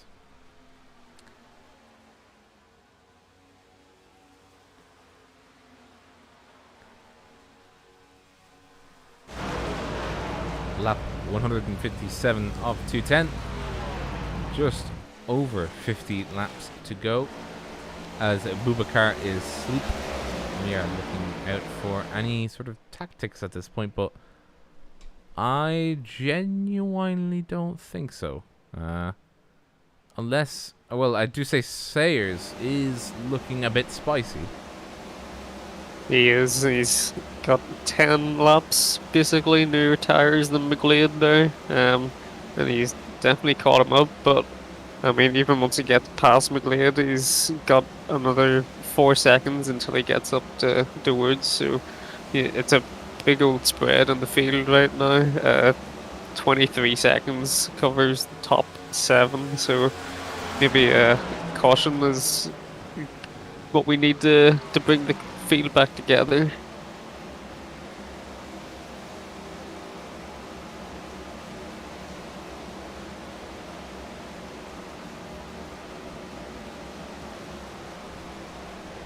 Going into it now, the car number 78 and the car number 44.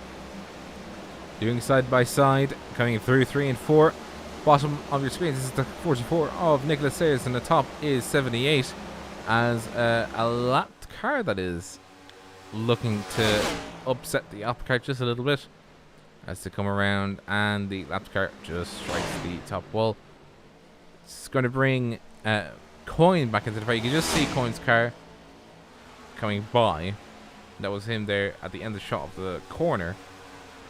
And that lapped car really wants to get past. That's the car number... Oh, and that was a strike of the wall for the car number 2. That was Harry Weir wanting to get past and get unlapped. He's the head car to be lapped, so he wants to unlap himself as best he can and get back on the lead lap. I would have thought that it would have been better if he had...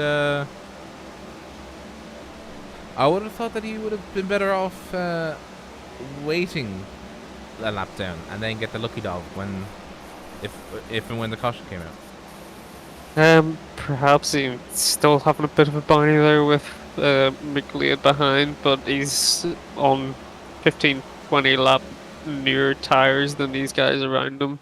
I think he's just a little bit frustrated he can't use that pace. He might be looking at trying to get up to, I think actually Patrick Silvassi in the 21 would be getting the lucky dog right now, so maybe he's looking at trying to catch up to them.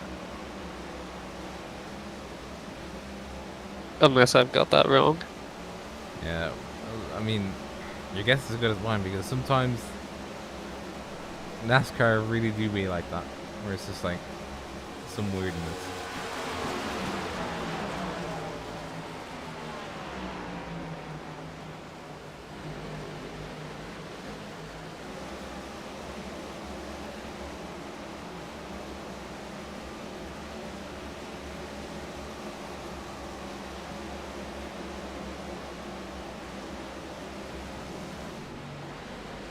Nope, I did get that wrong. Harry's first of the lapped cars. Oh with, no, yeah, Stephen behind him now.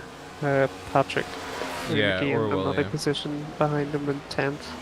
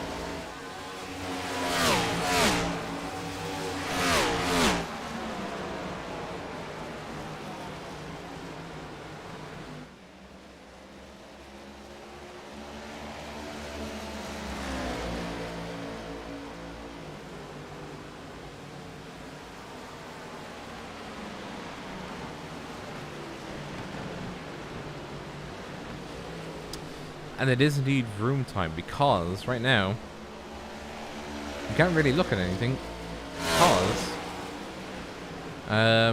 really it's all sort of separated. We're waiting for caution, or for the cars to start thinking as a group and get back with each other, because it is just a little bit it's a little bit what's the word I'm looking for? Stagnant. I think we saw McGlade go into the pits there a lap ago. I'm not sure what that was for, if it was on sequence. Maybe he had a little bit of damage he picked up from somewhere.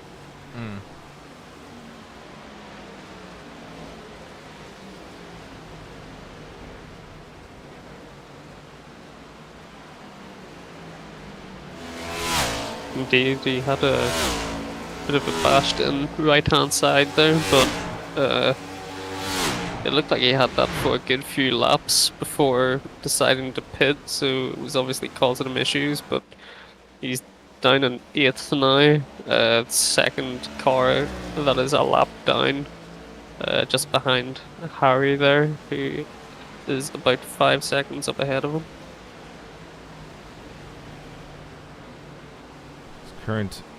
Currently the closest gap is between Sayers and Coyne, but well, I just feel so bad for Hodge, because it's just that one mistake and it just sent him into the wall. Yep, sometimes it's just those small little things. He's running down there in 13th still going. But you know, especially if you don't get a caution or something like that to take your repairs, it can really cost you.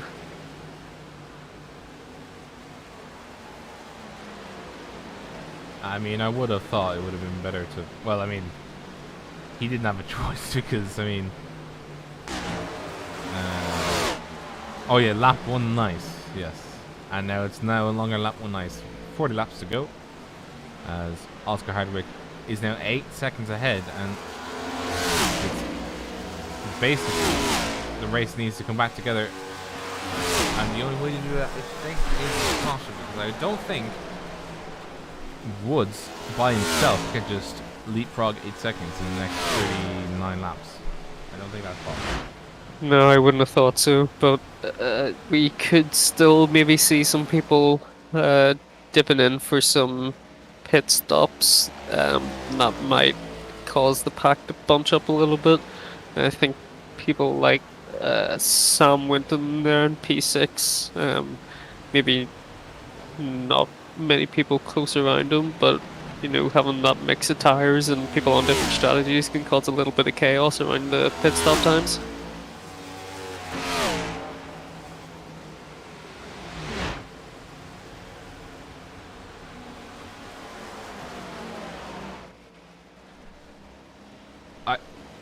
I do feel like Jake is literally in this track just to see the nice lap. how the titty car is. Oh, the titty car is actually back out. I can't believe I just said titty car too. Oh, for God's sake. Well, titty car is. I might as well just say it's titty car. Titty car is now back out. He's 10 laps away from his next target. And he's 22 laps down, but he's back out there and he's still racing. There have been 3 cautions. No, wait. Thought it was either 3 or 4. I think I want to say 4. Yeah, I want to say 4. We love to see that the Booba car back out. I think the 81 car is ahead of them. Oh, they were in the pit lane there for a moment, but they are back out. Yeah, and they're also, the 81 car would have needed to be in the pit for like the next 5 minutes. Yeah. And that's not going to happen because he's back out.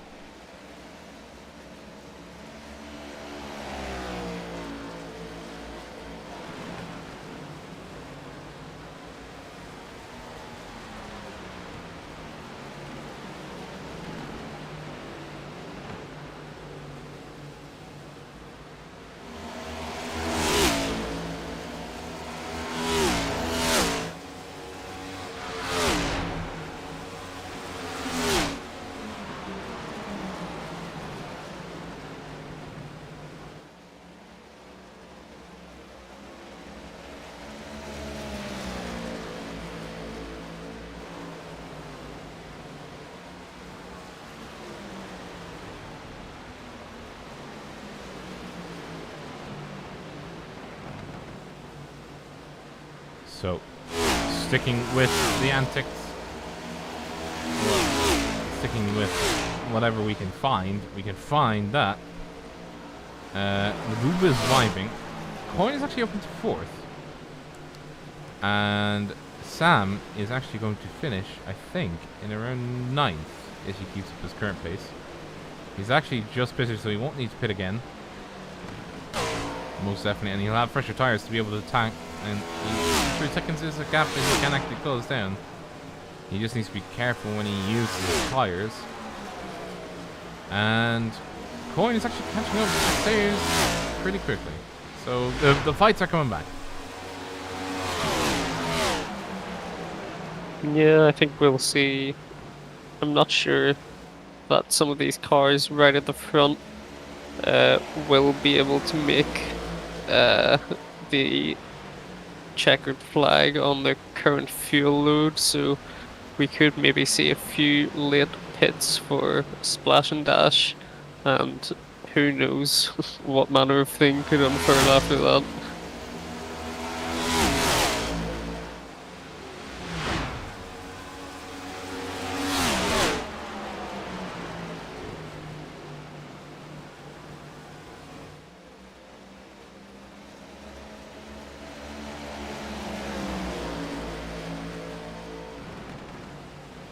Coin is definitely on a charge up to Nick Sayers there, though.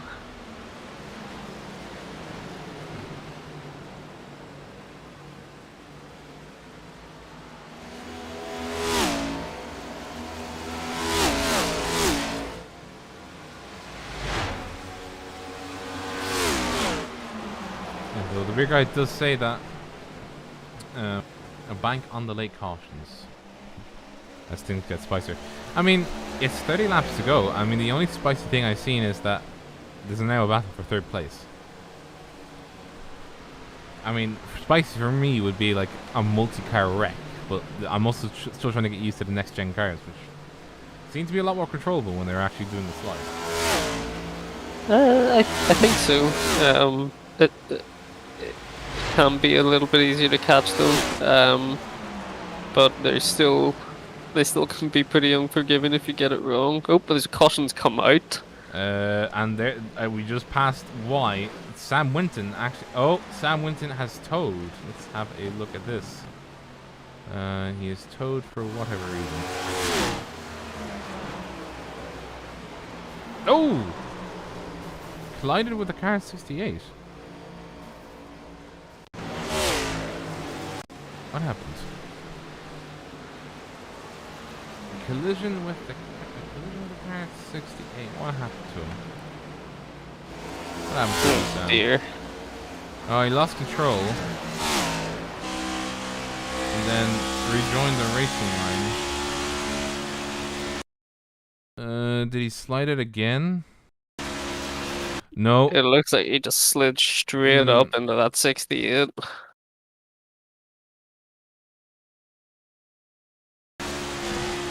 68's also in the pits now as well.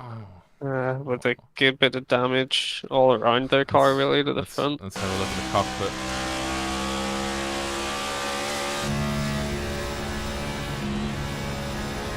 I don't think Sam.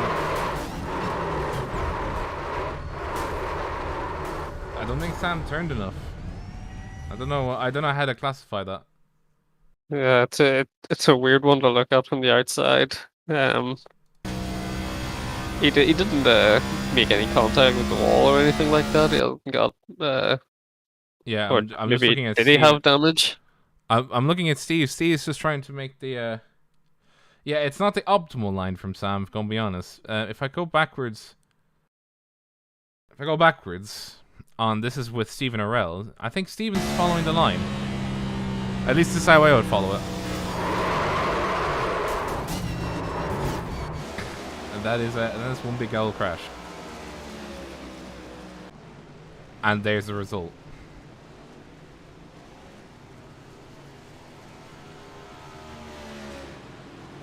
Well, ironically enough, we do have a caution.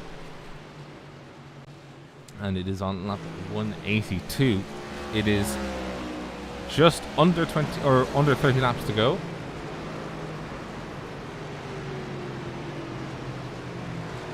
And Oscar is still leading. He's led for. Let me get the statistics. Can I actually? Is there any statistics for this one? I don't think I have any statistics. I keep saying statistics, not statistics. English is hard. He's led for the majority of them. How about that? It's good English, right? Sounds about right. Yeah. I think we've seen the front 5 pit as well. The next lot and the lap behind starting to pit as well. So I think Lewis McGlade has opted to stay out. He pitted 18 laps ago, so he might be able to hold on to those tires, but he's definitely going to have a hard time keeping up with this front 5. Oscar has led some laps, yes. Yes, Oscar has led some laps. Then we get to Lewis Woods in 45th, or 2nd position, sorry. Nicholas Sayers in the 3rd, Coyne in 4th. Then we go to Matthias Bergman in 5th. Lewis McGlade has pitted and is coming back out into 6th.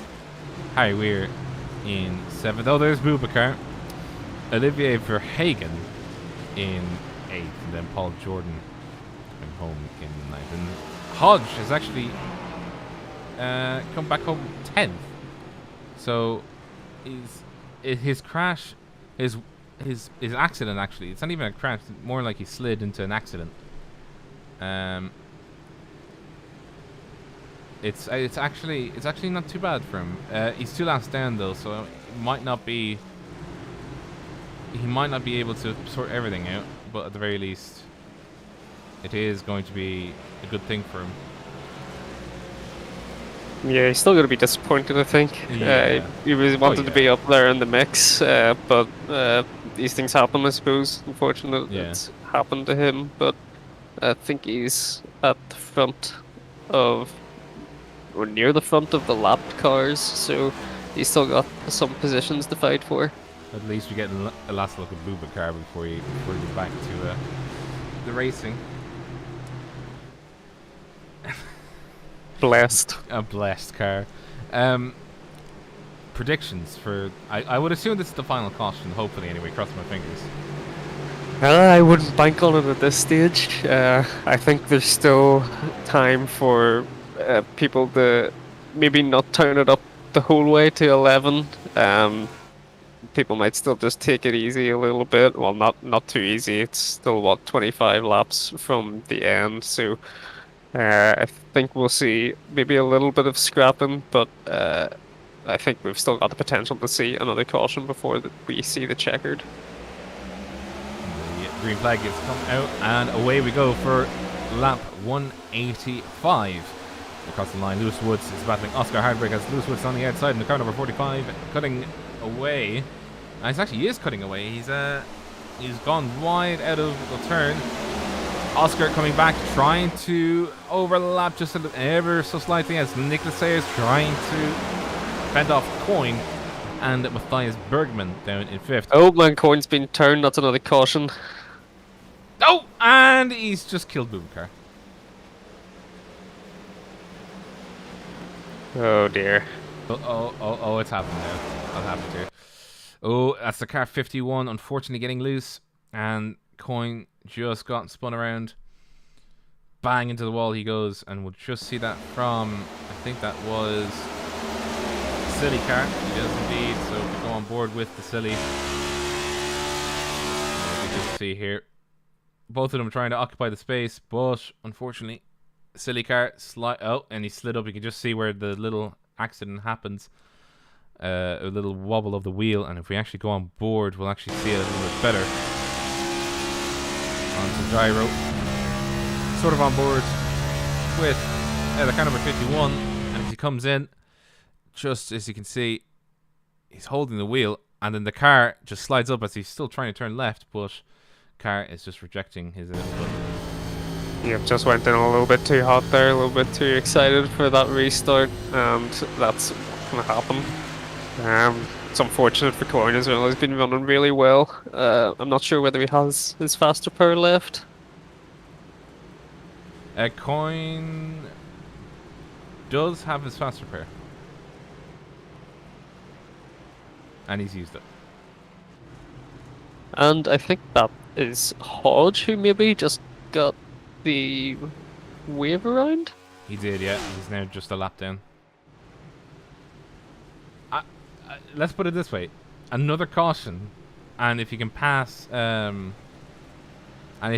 Olivier, he gets another wave around. He's back on the lead lap. And he's just got to make sure he's there for it. I think it's definitely possible. Also, it is at this point I am so glad that my aspect does not give in-game comms, because it would have just been me hearing Oscar going, swear word, get on the swear word track. Yeah, Oscar can have some colourful language on the VC. I'm here for it. I'm being unbiased as possible when I say this is what you need for a race control / spotter / racer / race winner / current race leader. Definitely. Well, I'm championship or season winner to do all of those titles. But yeah, I think Oscar is firm but fair, let's say. Yeah, that would describe him.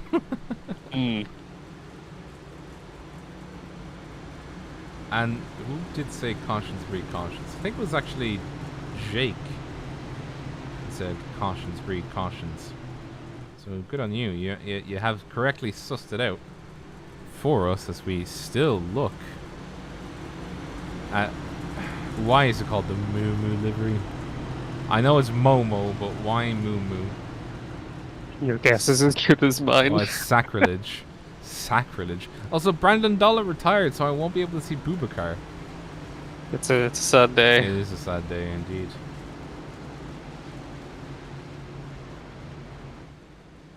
It looks like the 51 got away with their escapade as well into the 23 of Coyne. Relatively unscathed. Jake does not want to continue the race. He just wants to end it now. Yeah, understandable. No Bubakar, no race.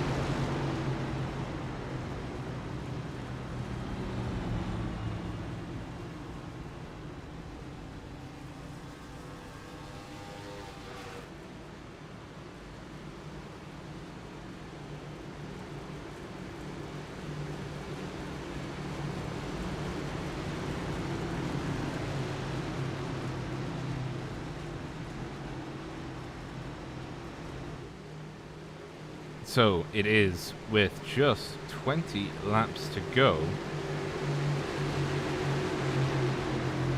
Hopefully now I haven't jinxed it, but it'll be the final caution for the 20 lap run. Here's hoping. I really am praying. Jake is boopa or bust.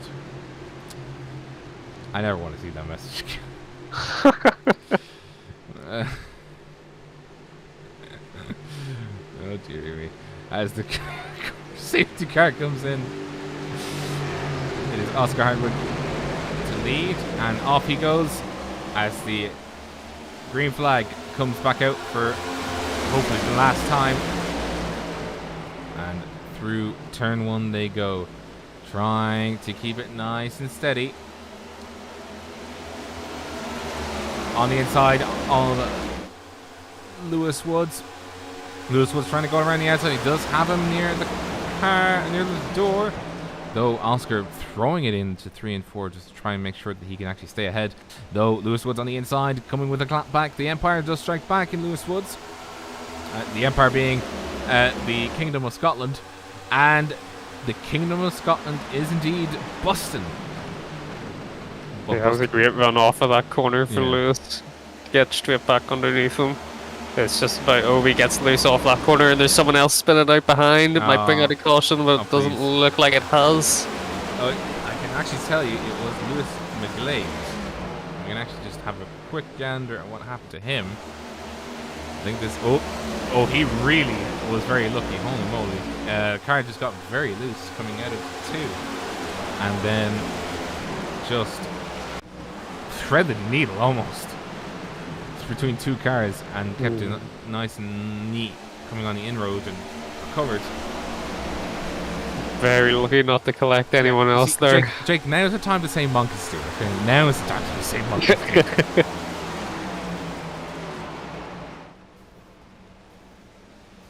I love the fact that like a quite sizable portion of these messages are just what's poor Cameron Keel done? Oh, he's spun. Had a bit of an accident. Okay, when I say a bit of an accident, I didn't see the rear end of his car. A lot of it is missing. Seems to have lost his rear. Just the entire rear of the car.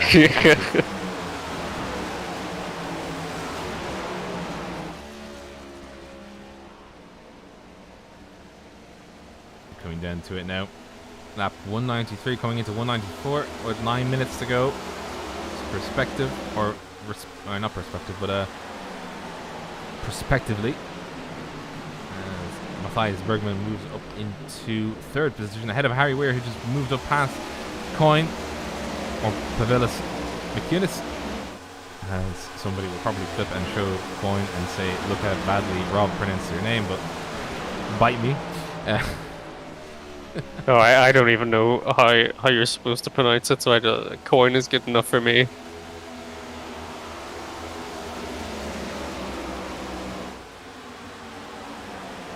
But anyways. Yes, Pavilion Micro Machines. Where did Micro Machines come from? Who knows? By the way, Hodge is actually looking to get to the lucky dog position. He's passing on the inside of Verhagen, coming into the 3 and 4. It's actually holding up very well. But it was also the fact that Verhagen did or is carrying a lot of damage and did strike the wall again. He's actually gotten a huge amount of damage. So in the lucky dog position now currently sits Adam Hodge, and if he continues to hold the position, another caution comes out. We're looking towards to see if the front for the caution, or if Keel continues to run around with no buttock. He is actually still running around with no buttock. That is such a weird look for a NASCAR. Like I've never seen this before. Where he really is having difficulty. He might actually accidentally throw a caution. Yeah, I mean, well, I don't know how iRacing exactly models it to damage, but it does mean it's missing the rear spoiler, so He's probably very down on top speed anyway, but that's not going to be a fun car to drive. The leaders are about to come up to him. This could get spicy. Oh, this is not good. Let's have a look. They see him there. He's going high, but coming out of the corner is where the issue is. Yeah, I think well, he's definitely just trying to rule it home. I think for these last 12 laps. Definitely these leaders are going to catch up to him. So it's whether he can hold it out of their way and keep it on the black stuff. I mean, the whole thing is tarmac, so no matter what, they're keeping it on the black stuff. So. Is there not grass on the infield? Okay, well, on the corner. There's a tiny bit. There's a tiny bit. This is a sliver.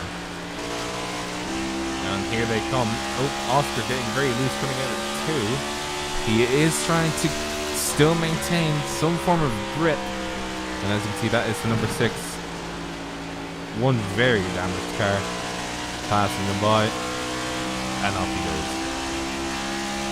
He's still got the rest of the field coming up behind him. Another maybe 2 or 3 seconds there. And Nick Sayers and Harry Weir are still going at it. And that's Coyne getting into the fray, nearly making it 3 wide there. Well, he's already on the inside of 1. He'll be able to pass 2 if he's able to. And here's Coyne's perspective. We're on board with Coyne as he tries to navigate number 2 and the number 44. Number 2 on the inside. Here he goes. Just holding it as best he can. The magenta car still holding it on the inside. Still holding it on the inside of Coyne. Coyne's kind of boxed out really. If you ear to your right hand side, if you've got stereo headphones, that is going to be Nicholas Sayers who is holding him up as of right now, because there's not much else he can do other than be well, he can try and not wobble as much as he can. Still trying to hold off the car number 2, and the car number 2 I think has just about yield. Yes, he has.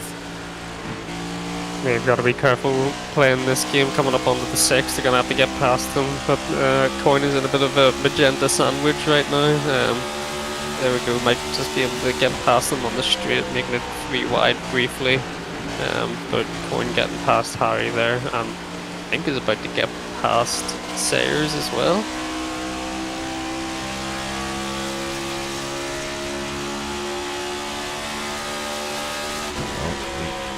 Just about is a past Sayers with 9 laps to go, and he is actually now past Sayers. Sayers going high. You can just see, as well as which Sayers also getting almost overtaken by Harry Weir coming down to it, and Coyne. I think Coyne probably would have never expected to come 4th, but he has, and he is commanding a good run. If he can keep going, he might be able to get 3rd. He might be able to take on Matthias Bergman. I mean, it's 5 laps the difference between the stints, but I mean, it's still 5 laps, and it still can mean something. But no caution as of yet. So Hodge, unfortunately, he won't be able to do the final lap run, and that is very, very close. Holy moly! That is Hodge alongside Sayers and Weir. Hodge on trying to unlap himself before the race ends, failing being able to have a caution fly. And on the inside it goes. Oh, a little bit of wall strike from the number 2 though. Hodge could make himself a bit in the way here. Looks like he might just be able to clear Sayers coming off of that corner. Still halfway alongside him. Here comes Harry, maybe about to. Well, it looked like he was maybe thinking about a dive up the inside, but we've got Coyne going side by side with Bergman up ahead as well, and just trying to get round the outside, and I think he's done it. But still 5 laps to go, so I don't think this aggression is going to let up anytime soon.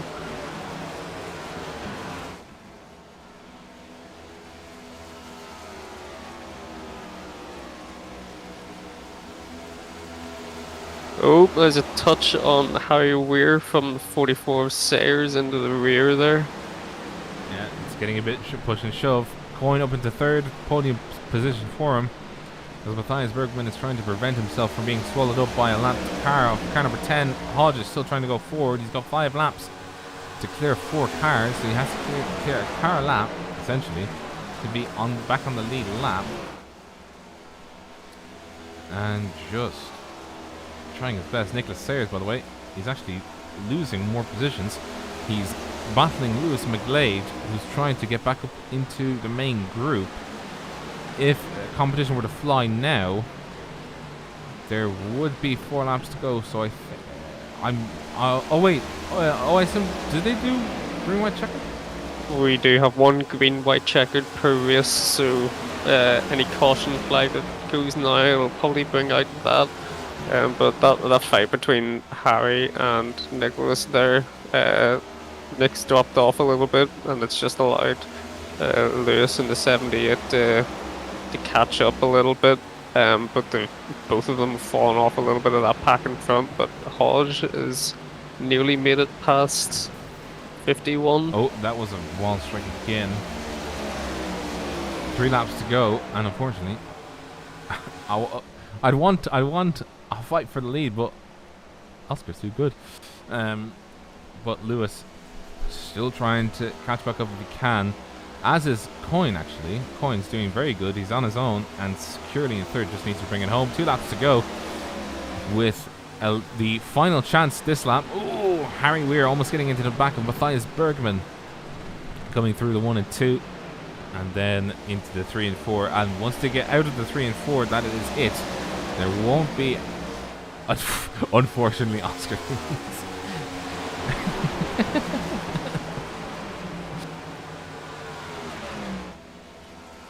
So who wants green? If it was to fly now, I would have been beside myself. Someone could just pay Hodge a great sum of money to slam on the anchors. Well, that's it. Unfortunately, there is no green, white, checkered. You saw the white flag, so it is the final lap. And Lewis is still in the wall. Get out of the wall, Lewis. You still got a place to catch. But unfortunately, for all of them, it is going to be a win for the finale for Oscar Hardwick as he comes across the line to take the checkered flag here at Homestead, Miami. A commanding victory, and that is it. Lewis Woods coming across in 2nd, Coyne in 3rd, Matthias Bergman in 4th, Harry Weir in 5th, Lewis McGlade in 6th, Nicholas Sayers in 7th, Hodge in 8th, Olivier Verhagen in 9th, Paul Jordan in 10th, Slovazzi in 11th, Matthew Coleman in 12th, Cameron Keel in 13th, and then the final runner was a very scuffed Benjamin Ashmore in 14th. We'll actually just go over the results quickly again, because it's important that we do get them in. We squeeze them in. And let's get that up if I can. There we go. So, in 1st position is going to be Oscar Hardwick in the race lead, then Lewis Woods, Price McCunis, Bergman, Weir, McGlade, Sayers, Hodge, Olivier, Paul, Patrick, Matthew, and the list essentially really goes on. Oh, that is not what I wanted. There we go. And the list goes on and on. Unfortunately, we do have Wagner. They're saying that you bottled the win, Yog. I always bottle the win, whether I'm driving or not.